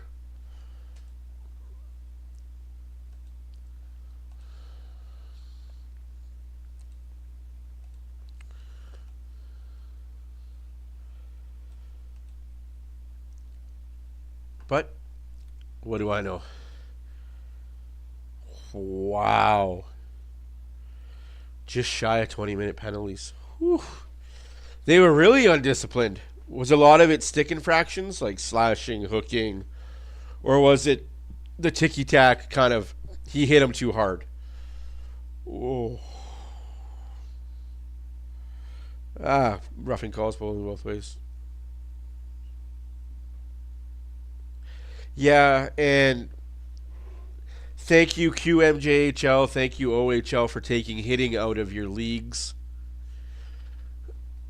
You can't fight in the QMJHL anymore. You can barely hit in the OHL. They're trying to gear it towards, how do I say this without sounding like a misogynistic asshole, which I know when I say it is going to come across as such. They're trying to push towards letting females play in the NHL. So if you start them young, where there's no hitting, there's no fighting, you got to wear a cage. And now in juniors, they're trying to push in the next couple years where everybody wears a cage. From what I've been told from my buddies that are scouts and stuff in the WHL, it's come down from the CHL itself that in the next 5 years, they want all players to be wearing full fishbowl cages. So why do you think that is? Why do you think that's the case, that they want everybody to wear a fishbowl cage? And he said they're trying to get females to play with the males so that in the next 20 years, 25 years, you could actually see the first true female play a full season in the NHL. But that's still quite a few years away. To me, if she can make it on her merits as is right now, like Hayley Wickenheiser went to Europe, played with the men in Europe, did great. If you're good enough to be in the NHL, you're good enough to be in the NHL. I don't care if it's female, male. If you're good enough, you're good enough. If you've got the strength, you got the strength. Don't cater or lessen your quality to fit that narrative of, oh, we need this in this.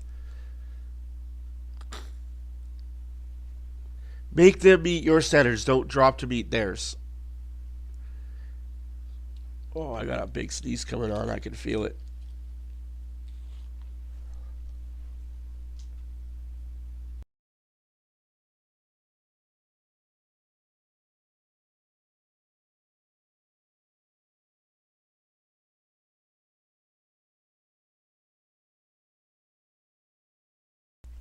.618 left in intermission.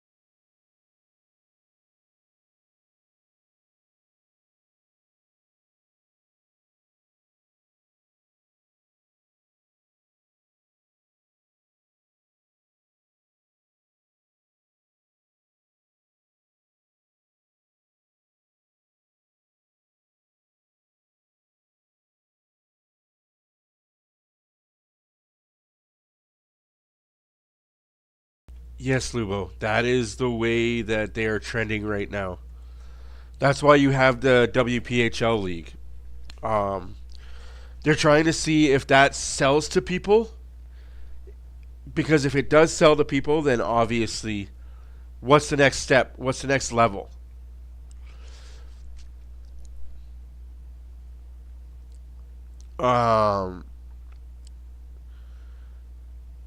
They wanted. Here's the funny part, and here's the story that I've told a few people. But when I heard this, I kind of chuckled, and I should have chuckled the way I did. Because that was disrespectful to Hayley Wickenheiser and what she has done for women's sport and women's hockey. The NHL actually offered her a contract to play in the NHL. There was 5 or 6 teams that said, yeah. Hey, Happy New Year's to you, sir. Sorry that you're working, though, bud. Well, technically I'm working, too, but I'm having fun.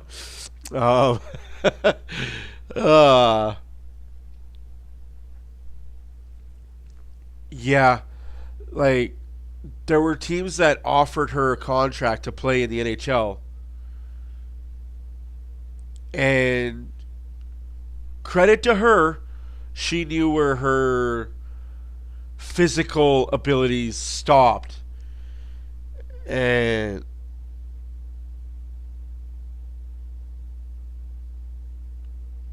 that's where she oh yeah, oh absolutely, I'm always working. You got to keep the grind going, right? Every game you got to grind. Credit to her, she said, no, I'll go to Europe. And honestly, oh absolutely, honestly, if she would have succeeded above and beyond what she did in Europe, I can guarantee you she would have made a jump for at least 10 games in the NHL. Had she succeeded the way she wanted to in Europe, albeit playing against a weaker... in this cup, it's Pepsi. In this cup, it's energy drink.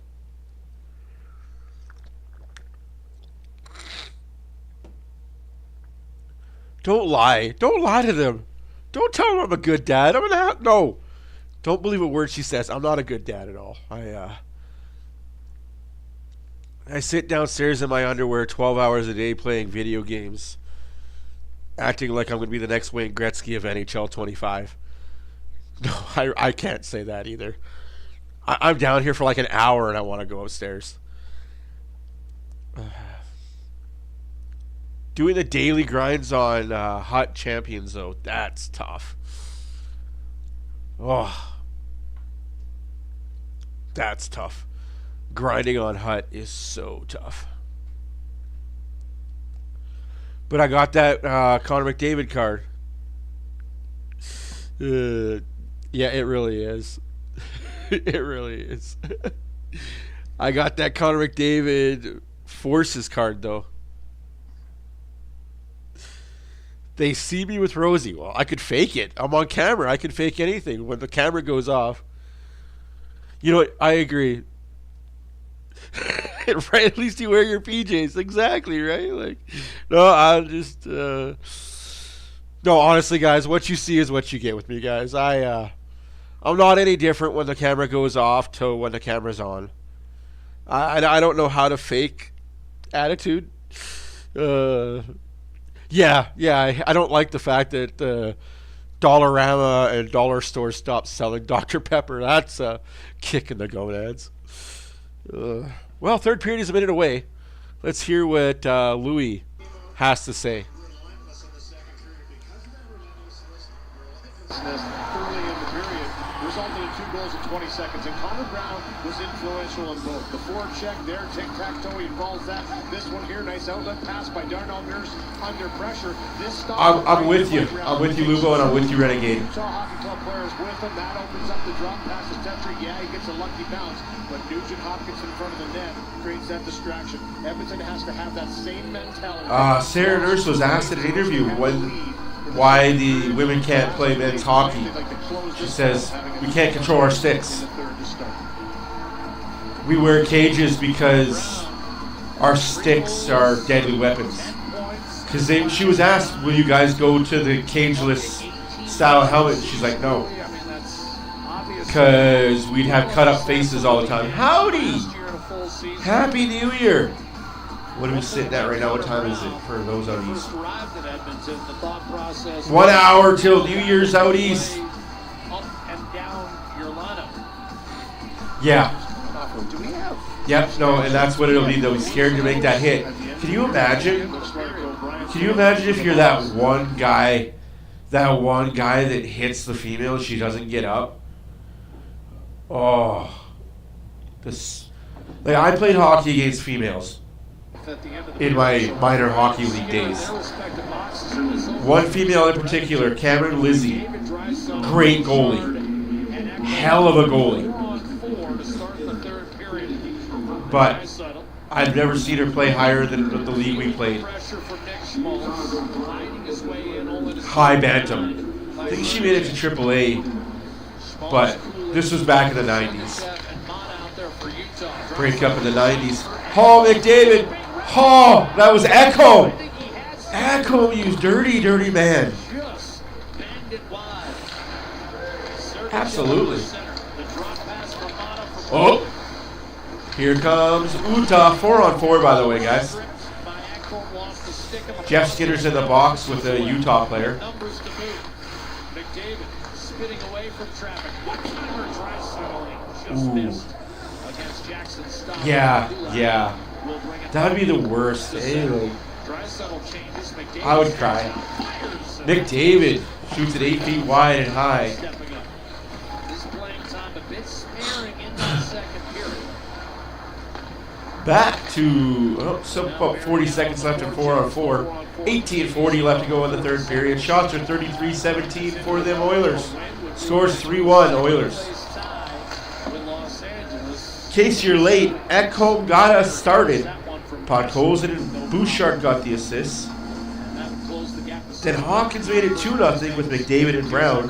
Stetcher made it 3-0 with Brown McDavid. Sorry, McBain tied it up, making it 1-1.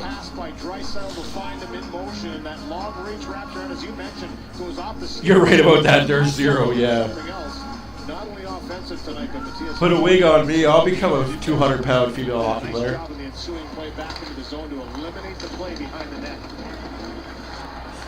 Put me in, coach. Ready to play.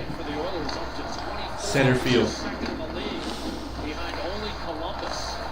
Oh, Newfoundland and Labrador celebrating New Year's. Well, Happy New Year's to those out east in Newfoundland and Labrador.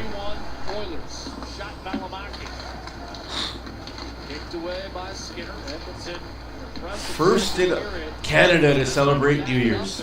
What's it like in 2025? Have the aliens come yet? I joke, guys, I joke. They're already here. Oh. 5-on-5 hockey now. Oh shoot, it's 12:30 there? They're 3 hours ahead of us? Dang, 3.5. My bad, guys, I missed it. I missed the boat.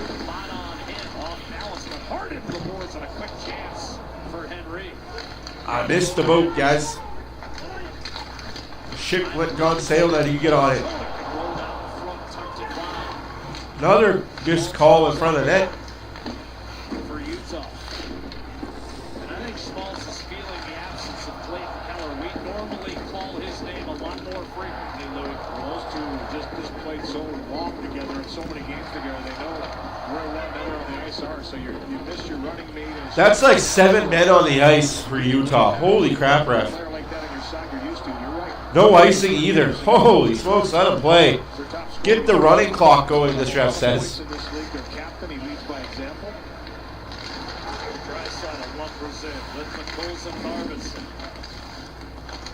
Snatched away by Kevin Stenley.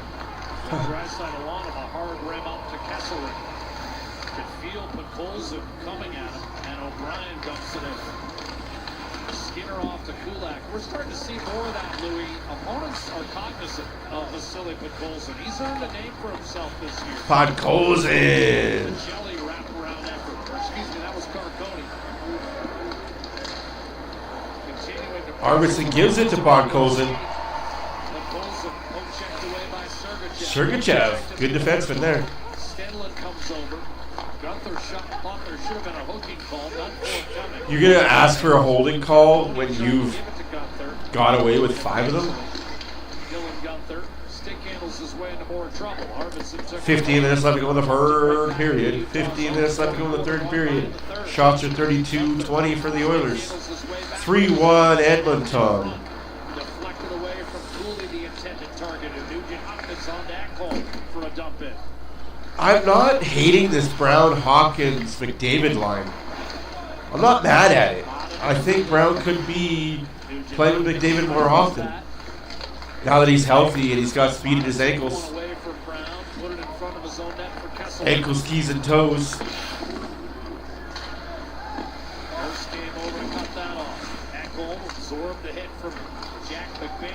Yeah, even Stetcher's 184. Yeah. Whoa, shots. save, no rebound. Save handled by Stauber. No way, not back to the game. I'm loving this. Ba-da-ba-ba-ba. Free McDonald's. Play Alberta Sportsbook app today. Oh. Good activation there by Darnell Nurse. Getting his feet moving a couple of times in this third period. That'll be important to try and close out. Utah's not allowing them a whole lot of momentum and time sustained in the offensive zone. Oh, we should ask, is the pool open tomorrow? Excuse me as I yawn in your guys' ears. From Valimaki. Utah still a lot of time to get back in this one. The pool is open. Utah Hockey Club this year 2 wins when trailing after 2 periods, but 3 other games, Louis, where they forced overtime. So they can be a factor. No overtime, please. In fact, they've scored more third period goals than Edmonton has. Valimaki. Don't say overtime, Jack Michaels. We don't need another one of those. Goal per game in the third period. Bukestad does not get one on net. Carried back up ice by Gambar. Kapanen hits the line. Centers. So that went off the Oh, Jeff Skinner just misses that opportunity. If you want to move up in the lineup, got to capitalize on that shot. Will dump it in. There's easily able to get on. Knobloch is not going to move you up for nothing. Will skate it out. Ultimately with no problem. Sure. Back to Koliachona. Utah quick reload neutral zone. Kerfoot's pass eluded Schmaltz, who then blew a wheel and fell down in the corner. Ooh, let's go Oilers. 13 minutes left to go in the third period. Still 3-1 Edmonton. Able to wrestle the puck away and pitchforked in by Henry. And that short hot full stopper. Oh. Attempted wraparound. Hyman could sense Stauber was not in position, but couldn't get it on net. And now we've got a penalty coming. A slash, and I think it's Hyman. Yeah. You're going to call Hyman for the slash. Okay. But you're right. All right. That's why you pounce on pucks. Power play, Utah. Like Hyman is, because it turns that puck over and almost got the goaltender sleeping there, but in the process. Second power play of the game for the Utah Jazz. Takes the slash, and the Utah Hockey Club, who have 5 come from behind, wins in the third The period. Utah Tumbleweeds. Yeah, I can hear she keeps going after something.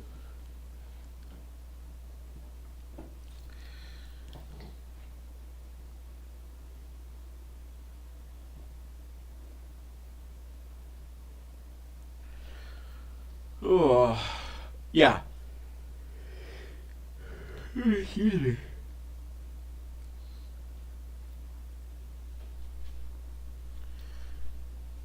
Like I said, I don't wish ill will against Holloway, Broberg, Fogle, anybody that left the Oilers for greener pastures. But you're not going to be hoisting a cup with the team you're on. You might not even see playoffs if you're St. Louis. Like, let's be completely honest. St. Louis isn't making the playoffs anytime soon. Their team is not good enough. They rely way too much on Bennington to keep them in games.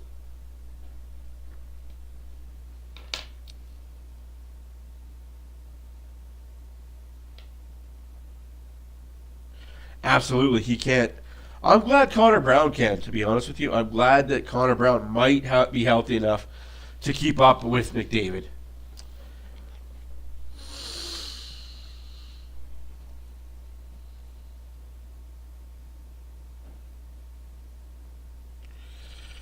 Yeah, he hasn't earned it. You want to play up there, you got to earn it. Tangled up here with Kerfoot. Kerfoot gets the stick in there. You can see the right arm come down and just grab onto the stick a little bit as he just keeps. Kerfoot asked for that call too. He's like, ref. The two coaches prepare for a Utah power play. Emerson off the draw, and that winds up out of play. Real chance again for the Utah Hockey Club, who, by the way, will announce their official nickname in the offseason. Yeah, off season. Oh yeah. Aaron Haight. Should have had a name already picked. And now will be chased out of the circle, replaced by Logan Cooley. Oiler penalty killers on an absolute tear right now. But Utah is dangerous on the power play, especially on the road. Sergachev mishandles. He times he's fought the puck a bit tonight. Tireless leader on the back end. Remember, Utah playing the second of a back-to-back. Seattle last night, so it's a late night arrival. You lose an hour. Schmaltz and that puck eluded. Cooley, snap back to Schmaltz. Cooley one more time. Sergachev fell down to one knee. Cooley steps up, shoots. They're whipping around pretty good, this Utah Hockey Club on the power play. Cooley loads, fires. Everything's to the outside. But still whipping around. 1 minute left to go in the power play. 12 and a half left to go in the third period. Still 33-21 shots for the Oilers. 3-1 is the score for them Oilers. How about them Cowboys? And here comes Arvidsson. Big save. Oh no, it was Janmark, sorry. Big save by the rookie goalie. Jackson Stubber.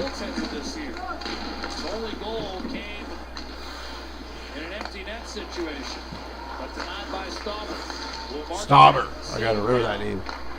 Jackson Stauber. Shot save made by Stu Skinner. And another shot save made by Stu Skinner. 23 seconds left to go in the power play. Minute and 49. It's at 11:49 left to go in the third period. Great stick by Brown as he closes, and Janmark has a lot of time to pick this one. Tries to go to the forehand on the deke. I think so too. I think he does. I think he could play up with McDavid. But all those are just holding spots for Evander Kane.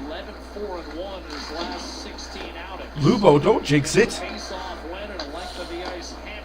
That should be it for the power play. Lubo just jinxed it.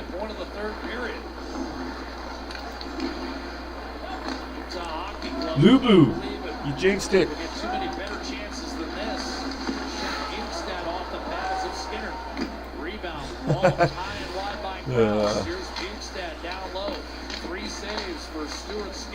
No, Oilers are going to win this game comfortably.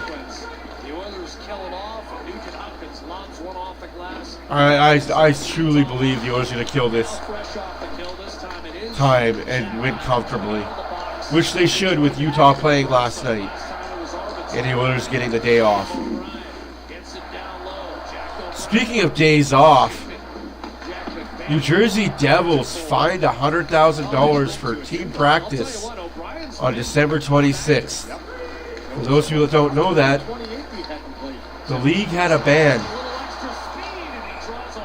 Hey, we got a power play.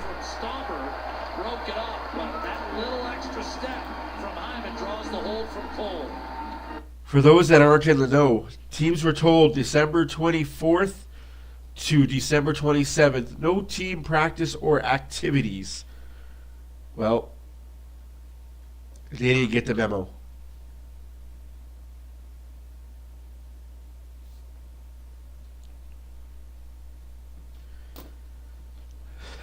Power play, Edmonton. And he gets interfered the whole way in, and Ian Cole, the grizzled vet, for holding is the penalty. Face-off win for Draisaitl. That looked like the arcade game Spy Hunter, where you give yourself a little turbo boost. Yeah, I don't understand that. And he went right past Ian Cole. It was the Stars. Thank you for correcting me. See? I make mistakes. Here's McDavid. Oh, and Nugent-Hopkins shot rode up into the face of Kerfoot. Yes, thank you for correcting me, Diane. It was the Stars, not the Devils.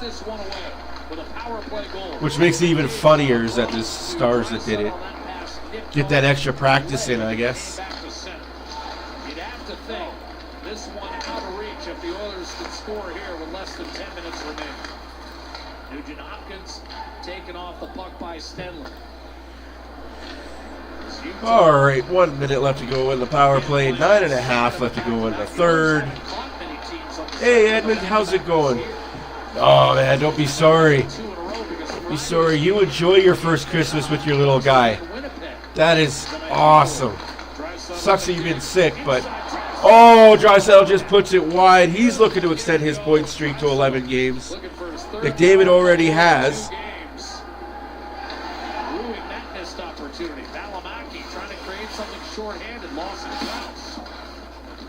His last goal came against Edmonton. Can't do anything there. 30 seconds to go on the power play for the Oilers. Oh, the Flu's kicking our asses over here too, man. And that'll send the top unit off. Solid penalty killing by Utah. One good chance created. McDavid out to Draisaitl on a right side one-timer, just misses wide, but the reach and range, the penalty killers of Utah really showed up on that penalty kill. They were able to. That's it for the power play. That were a little away from the body. A whole lot of nothing going on with that power play by the Oilers. Well, their special teams and goaltending improved. Utah's still a playoff contender. Is Skinner off the rush? Utah's not a playoff contender. Sorry. It's a 9-team race right now. They've gone 6-0-1 before this 4-game tailspin. I hate to tell you, it's a 9-team race in the West right now. Barrett Hayton freed it up for Koliachona. Challenging Ekholm. Puts the brakes on. Twists it down low for Hayton. He's taken out. Kerfoot rolls over. And most of them are in the Pacific Division. Primarily a setup man. But it's a weak division, right? 3 games for his first goal this year. Now fires. Save made by Skinner. Was able to envelop that puck and freeze it. With 8:02 to play and the Oilers leading 3-1. McDavid and Draisaitl, a little give and go, and Draisaitl. Like, I can be honest. It is a 9, maybe 10-team race, but Utah's not in that conversation. I honestly think who you see in the playoffs right now will be your 8 playoff teams: Winnipeg, Vegas, Minnesota, LA, Edmonton, Colorado, Dallas. Like, I do believe Colorado's going to miss, so I'm going to probably say Calgary, Vancouver both make it, or Seattle can steamroll some teams and jump ahead. But yeah, I think what you see is what you get for the most part. It would be great to see Utah, but I just don't think they have all the pieces to be that playoff team.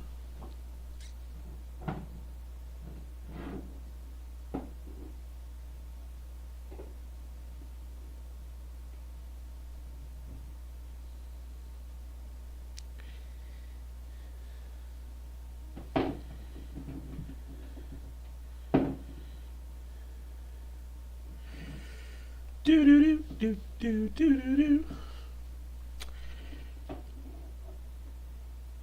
Ooh, Calgary holding on to that 1-goal lead.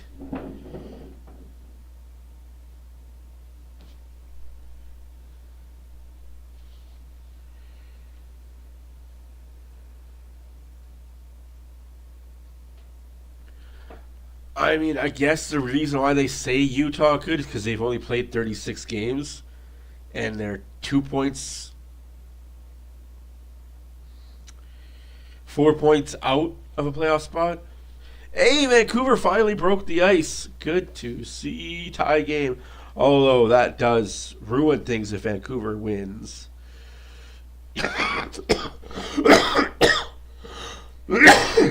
Excuse me. Yeah, that's the cough I've been dealing with, folks. It's tough. Things started for Edmonton in the first period. Once again, Ekholm leading by example. So the Oilers sucks to see Nashville not do well with all that It's been that way since firepower. 5 minutes had elapsed in the second period when the Oilers got 2 goals in 20 seconds. Arvidsson against Kesselring giving way. Wow, what a play by Arvidsson. Should have been a penalty against Utah, but refs putting the whistles away now. For one team, anyway. And it's sent back to center by Podkolzin, looking for Draisaitl. Oh. But that's good that you have your mom there to help out, right? That's good that you have help. That is amazing to hear. On Monday, you don't often see a team practice, especially midway point of the year, following a back-to-back. But they weren't happy with how they played in California. Just getting one possible 4. Not going to talk about it. They got reffed pretty hard in LA.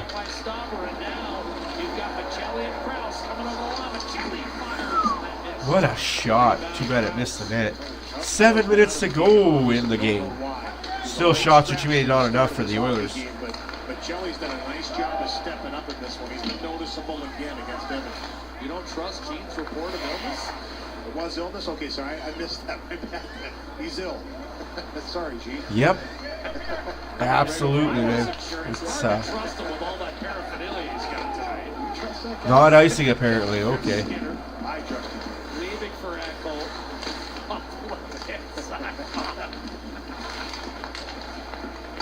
I did kind of like the implication. Motto shot. Save made by Skinner. Oilers are bending but not breaking. I don't like to play in their zone, though. Let's play 50 feet away. Let's get the neutral zone and play from neutral zone up. Huge hit. One of the things people don't know, part of our Sportsnet telecast, we love to potential stir up internal unrest. We were nice to Tater's kids, though. Here's Nick Schmaltz winding it back. Oh, that sucks that Nurse broke his stick on the glass. Oh, that sucks. You have this feeling that Edmonton has this game under control again. At the same time, one shot and it's a one-goal game. Here's Nick Schmaltz, has it blocked, and there's still 5.5 minutes remaining. That's why they say the two-goal lead, the most dangerous one in hockey. A pickoff by Kulak against Kerfoot. And it's funneled back inside the Utah line. Don't even worry about it. Hey, it gets here when it gets here. I'm like a kid in a candy shop. It's Christmas Day every day, man. It's, just the fact that you did that, dude, it's... You're amazing. I wasn't even stressing. And Truly has one for any occasion. Truly Hard Seltzer is a proud fan and preferred hard seltzer of the Edmonton Oilers. I wish I could say every Mom J. But...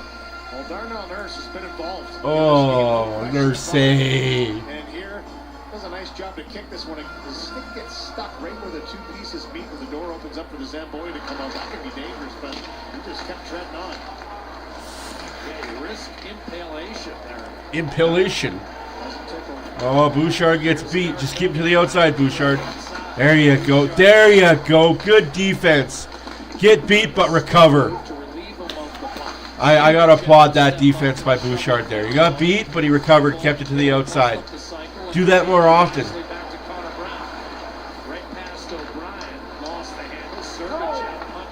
4.5 left to go in a third period that has seen nothing by either team. Just a neutral zone. Cloggy fuck.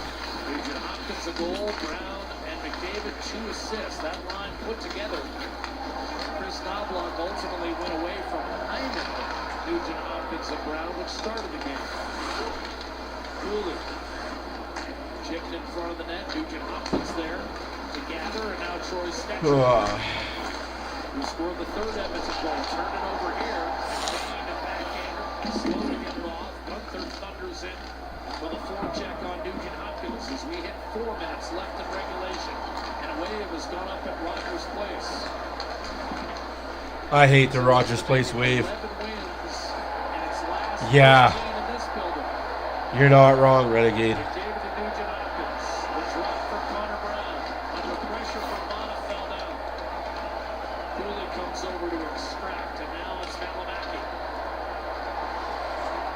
After the All-Star, well, even before the All-Star break, February is an easy month for the Oilers, opponent-wise.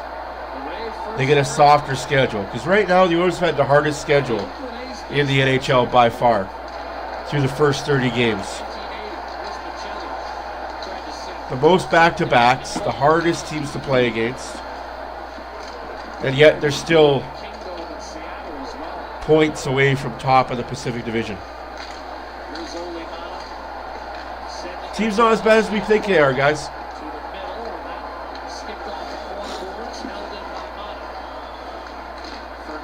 3 minutes left to go in the game. Oilers are hanging on to a 3-1 lead. I say hanging on because Utah has been in the zone quite a bit this period. After today, the Oilers don't play again for a while. Friday. So they get Wednesday, Thursday off, and then Friday, Saturday. They play Friday, Saturday. Get 2 days off, play 2 games.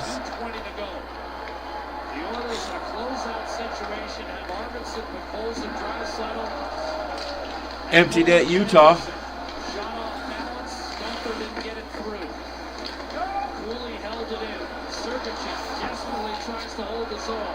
The Olsen fires too far for Draisaitl. Oh, Draisaitl. Empty net for the Oilers. Draisaitl's on the ice to extend a point streak, though. That's good to see. Puck holes, if he just had his head up a little bit, probably could have hit Draisaitl in stride for a tap-in. Empty netter. And here you're going to see Henry and Skinner both sandwich Kerfoot here. Take him down. Little double team action.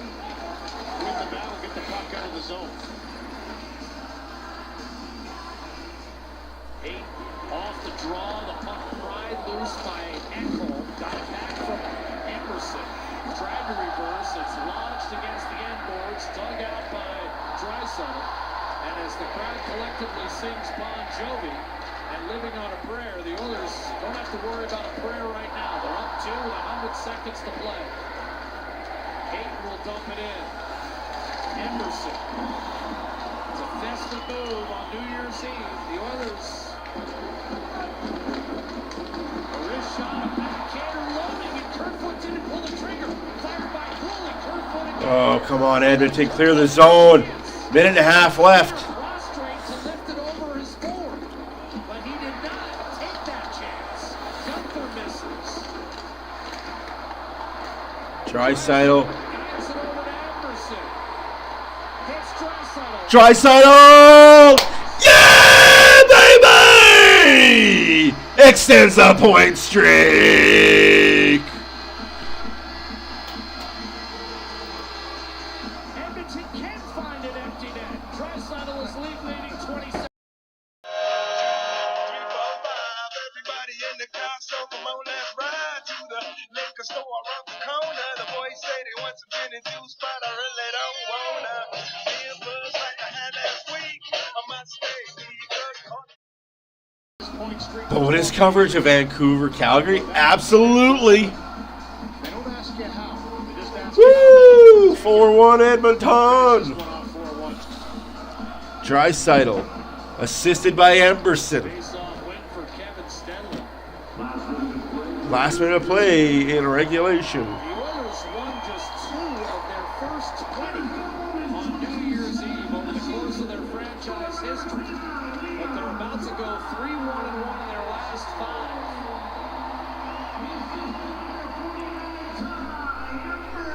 O'Brien brings it in for Carcone. His shot sails over the net. Skinner's had a stellar night, 27 stops. He's going to go to 14-8-3 on the year, and Edmonton has won 9 of 10 on home ice to close out 2024. Ooh, that's a dirty play there by the Utah hockey player. In the corner by Carcone on Kulak. Is Kulak okay or is Marconi okay? Called from the back official. Clay LaBamba gives Stu his flowers. And it's the right call.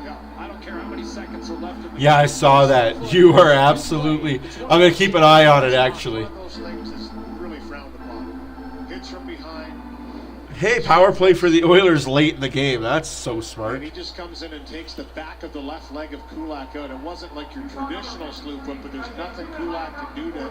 Play LaBamba, baby. And I left my LaBamba shirt upstairs. Kulak didn't get the Oh, crap. Way upstairs in my bedroom. but I think he looked up. He's not hurt. Ending 2024 with a big, fat dub. He's battled hard. He's like, let's just get the last seconds ticked off of this one. Who gets to stay out for the 18.9 second power play?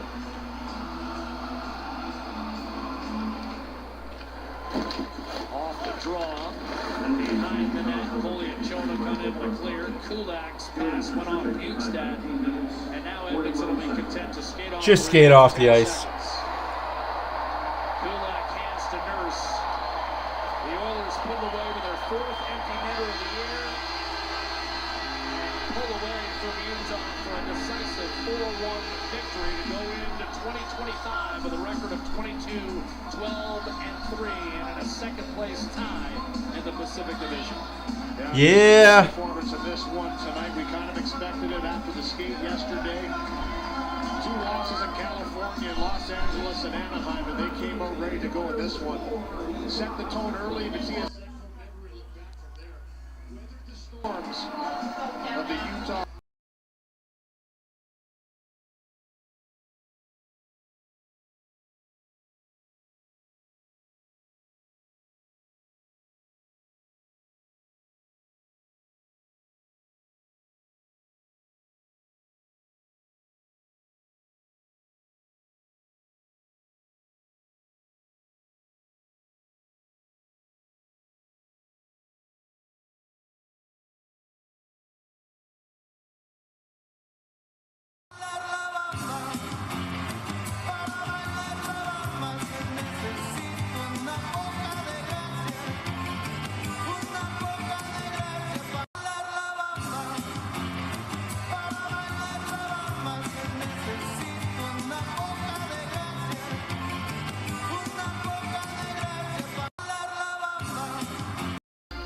You have a good night too, brother. And everybody, have a good New Year's.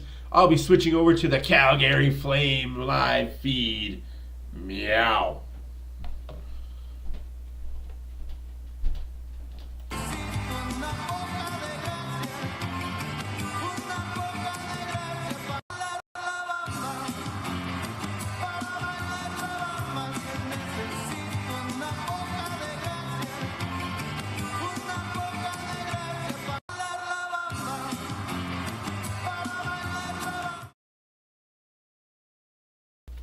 How's everybody doing?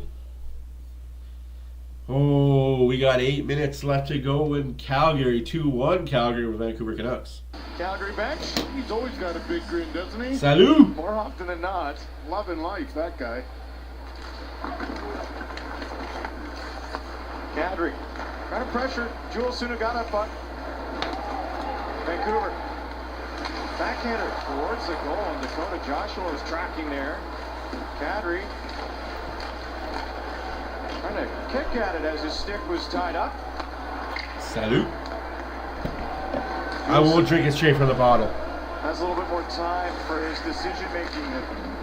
On to Susie. That would be hilarious, though. Nucks and Flames each changing. What a game. Oilers win in convincing fashion. 4-1 over the Utah Tumbleweeds. Utah Yeti. Utah, call yourselves what you want to call yourself. Oilers had a strong game. Plays it back down low. And how about that play? Michael Hall letting up. Pardon me, Bean letting up to make sure Sherwood didn't go in dangerously. Desharnais.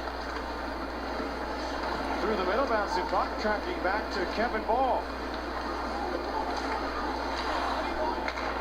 Now to Connor Zary, 2 to the front. Zary couldn't get it through. Desharnais vacuumed it up into the corner. Goes Zary, trying to go to the line. That one off a DeBrus stick. No. And JT Miller gets around Kevin Ball into the Calgary zone. Miller backhander, read by Anderson. I don't know how I feel about these Flames jerseys. I've never been a fan of the horse ones. And it eluded Brock Besser, allowing the Flames to get out. That was close. Coronado knocked down away from the puck, and the crowd trying to make a call. Of course the crowd's trying to make a call. Garland offside, and that is whistled down. Canucks going for the game-tying goal. Good opportunity here.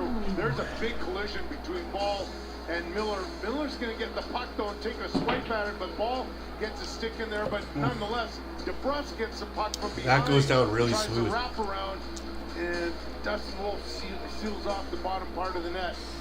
Great action again. I said, I'm not sure who I want to win this game. Calgary or Boys Vancouver? have had a lot to watch, but they've been sharp. Huberdeau trying to come up with a puck, but lost it. Susie floats one out to center. Joshua pressured from behind as the puck greets him. Again, close play at the line, but Garland's got it. A rising shot snared by Wolf. And did Garland get a high stick? He certainly looked like it. Garland got high stick. Uh-oh. Power play coming for Vancouver. Behind the net.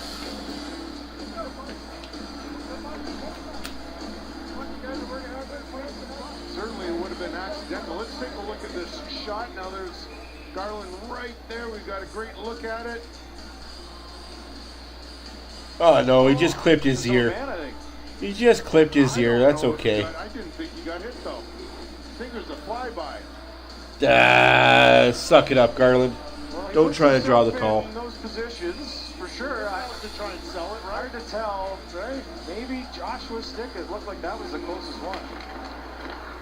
Good officiating. They didn't fall for it. Ball. Coleman helps get that puck out. Don't think it'll have enough here, and Susie will pick it up.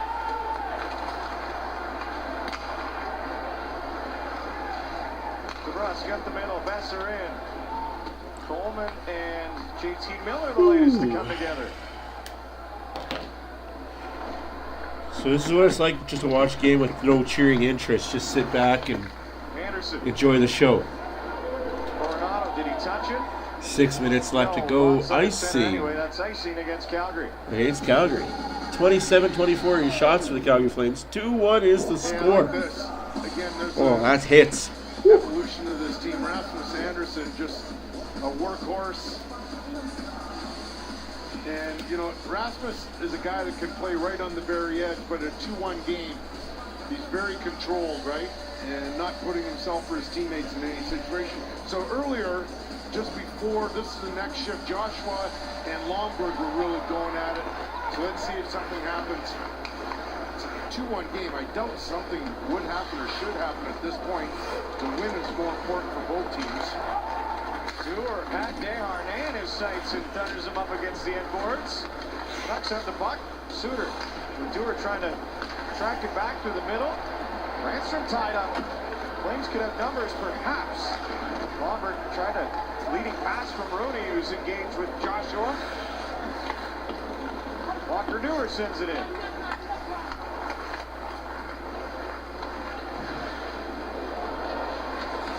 Myers gets into center. Into the Calgary zone, not deep. Sharon Govich. Happy New Year to you too, Adam. That'll be a whistle down. 9:30 here, so 11:30 out in Ontario. TNA Wrestling. Watch TNA Impact on Sportsnet every Thursday beginning January the 2nd. And some of the shots from tonight could be in that promotional video, I think. Yes, indeed, right? 5.5 left in the third. Vancouver down 1. 2-1 for the Calgary Flames. A lot of Vancouver jerseys there in Calgary. Sad to see for Flames fans.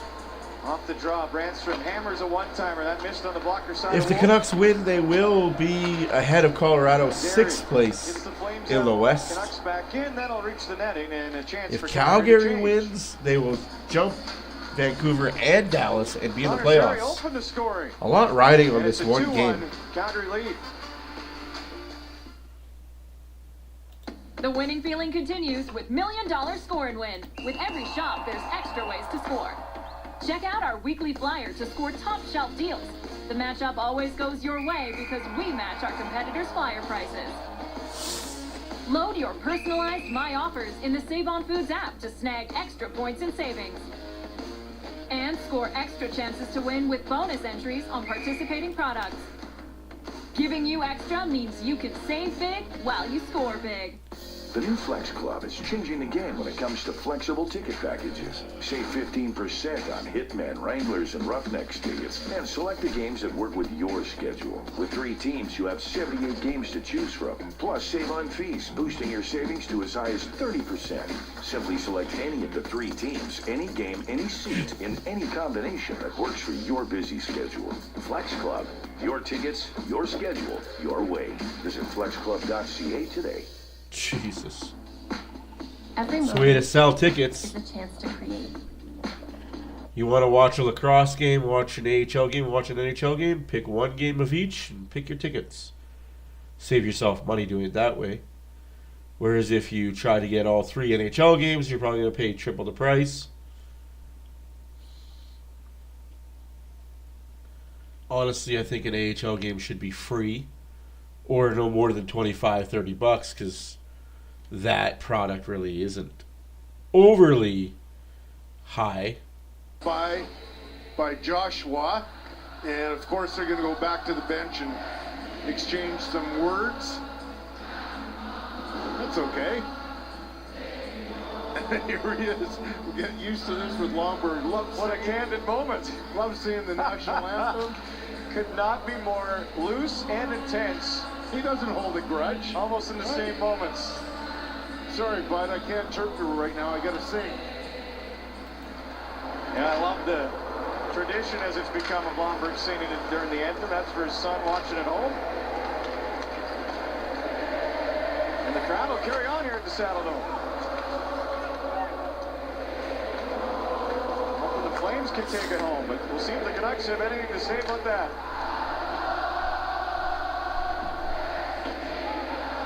Anderson in the corner. Miller.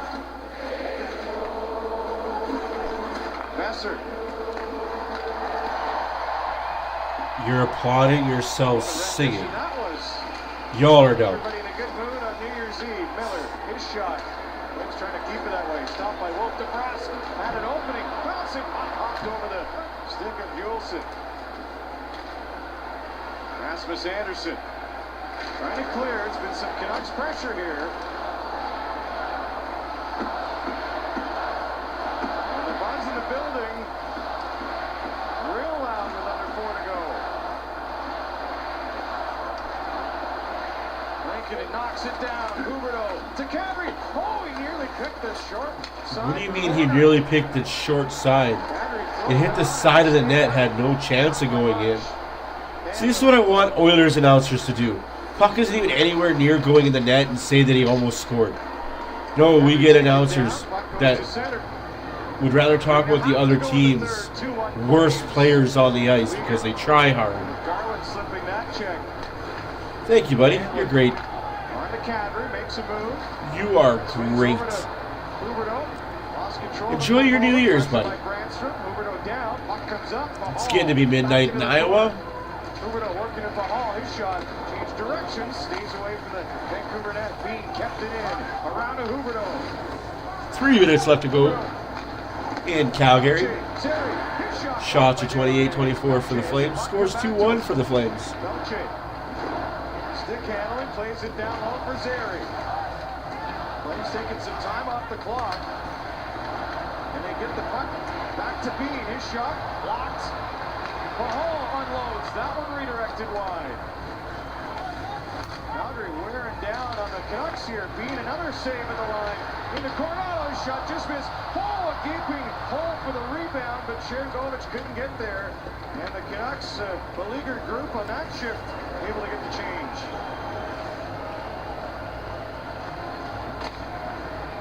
Backlund. Into the near corner. Backlund has a track back. Backlund on to Coleman. Now to Rasmus Anderson. Coronado working down deep. Susie wants to clear. Canucks have not been able to answer the pressure from the Flames forwards. And because of the pressure, the Canucks can't get Langford to the bench. Here he goes. He's going to go anyway. 1:50 left to go in the third period. Empty net for Vancouver, who can't get it out of Real loud tonight. Great their own zone. Scotiabank Saddle Dome. This isn't the loudest you've heard the Saddle Dome. Calm down. If you haven't heard the Saddle Dome at playoff time, that was loud. You say this is the loudest you've heard in the building. He didn't shoot, and I know where he was coming from, but we'll try now. Pospisil can't bury. Minute and a half left to go. Minute 20 left to go. Gotta hit those empty nets, though. That could come back to bite you in the asshole. Calgary trying to ensure that's not a moment they look back on and regret. Oh, bad giveaway by Connor Susie, and they scored. What a hockey game! Huberdeau gets the empty net goal. And Huberdeau puts the Flames in front 3-1. Bad giveaway by that Vancouver Canuck defenseman. Can't do that. Well, for a second, it looked as though the Canucks are going to dodge a bullet. How about JT Miller with a bad turnover that leads to an empty net opportunity? But watch Miller. Yeah, JT Miller, bad turnover. Not going to allow that to happen. Great second effort by Miller. But unfortunately, about 30 seconds later, Jonathan Huberdeau was an empty net. And he buries it. 3-1 Calgary. Hey, this doesn't affect the Oilers at all. I said. In the month of December, in its final day. Canucks, will they take Blanken out again? Are changes coming for the Vancouver Canucks is the question. Höglander on the far boards.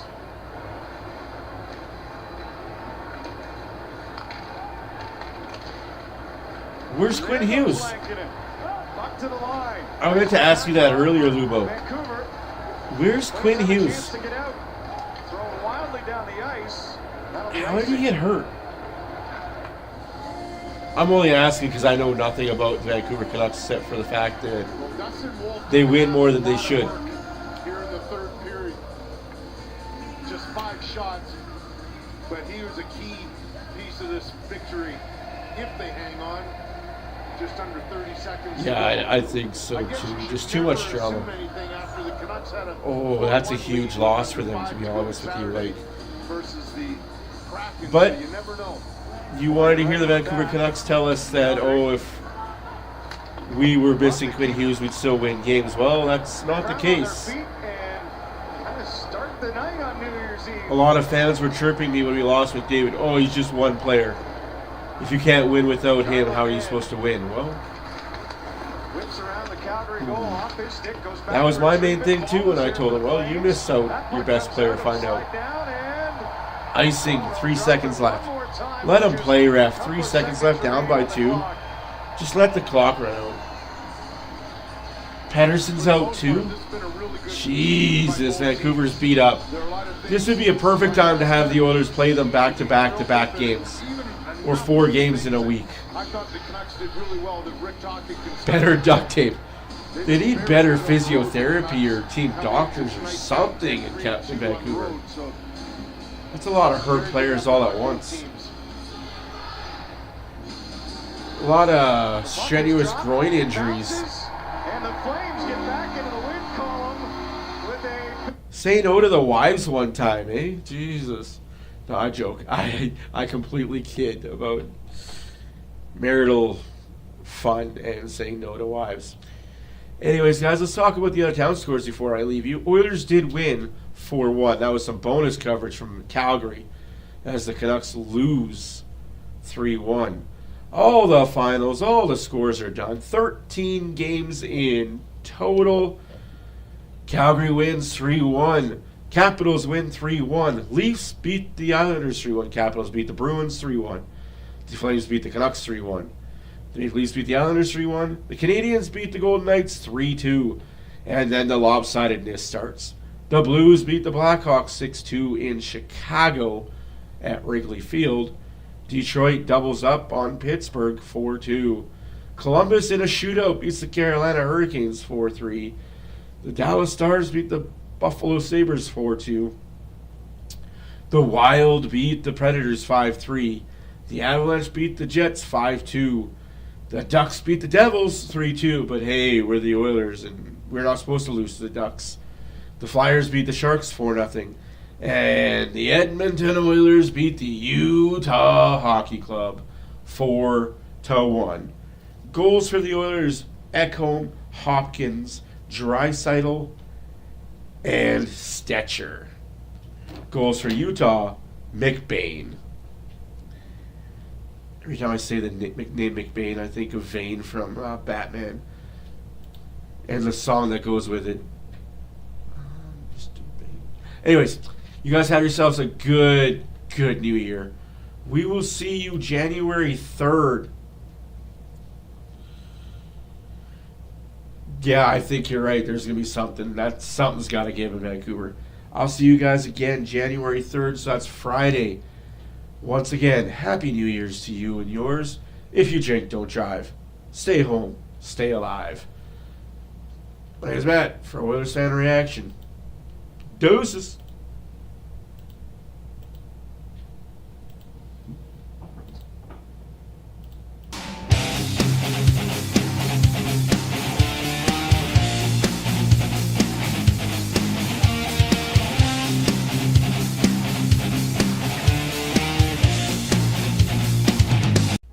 Thank you all for watching. This has been another production of Oilers Fan Reaction. If you like what you saw, subscribe to the channel. Leave a little like on the video. Post-game reaction video will be up tomorrow with all the reaction from the goods, the bads, and the uglies. Again, thank you for watching. We'll see you next time.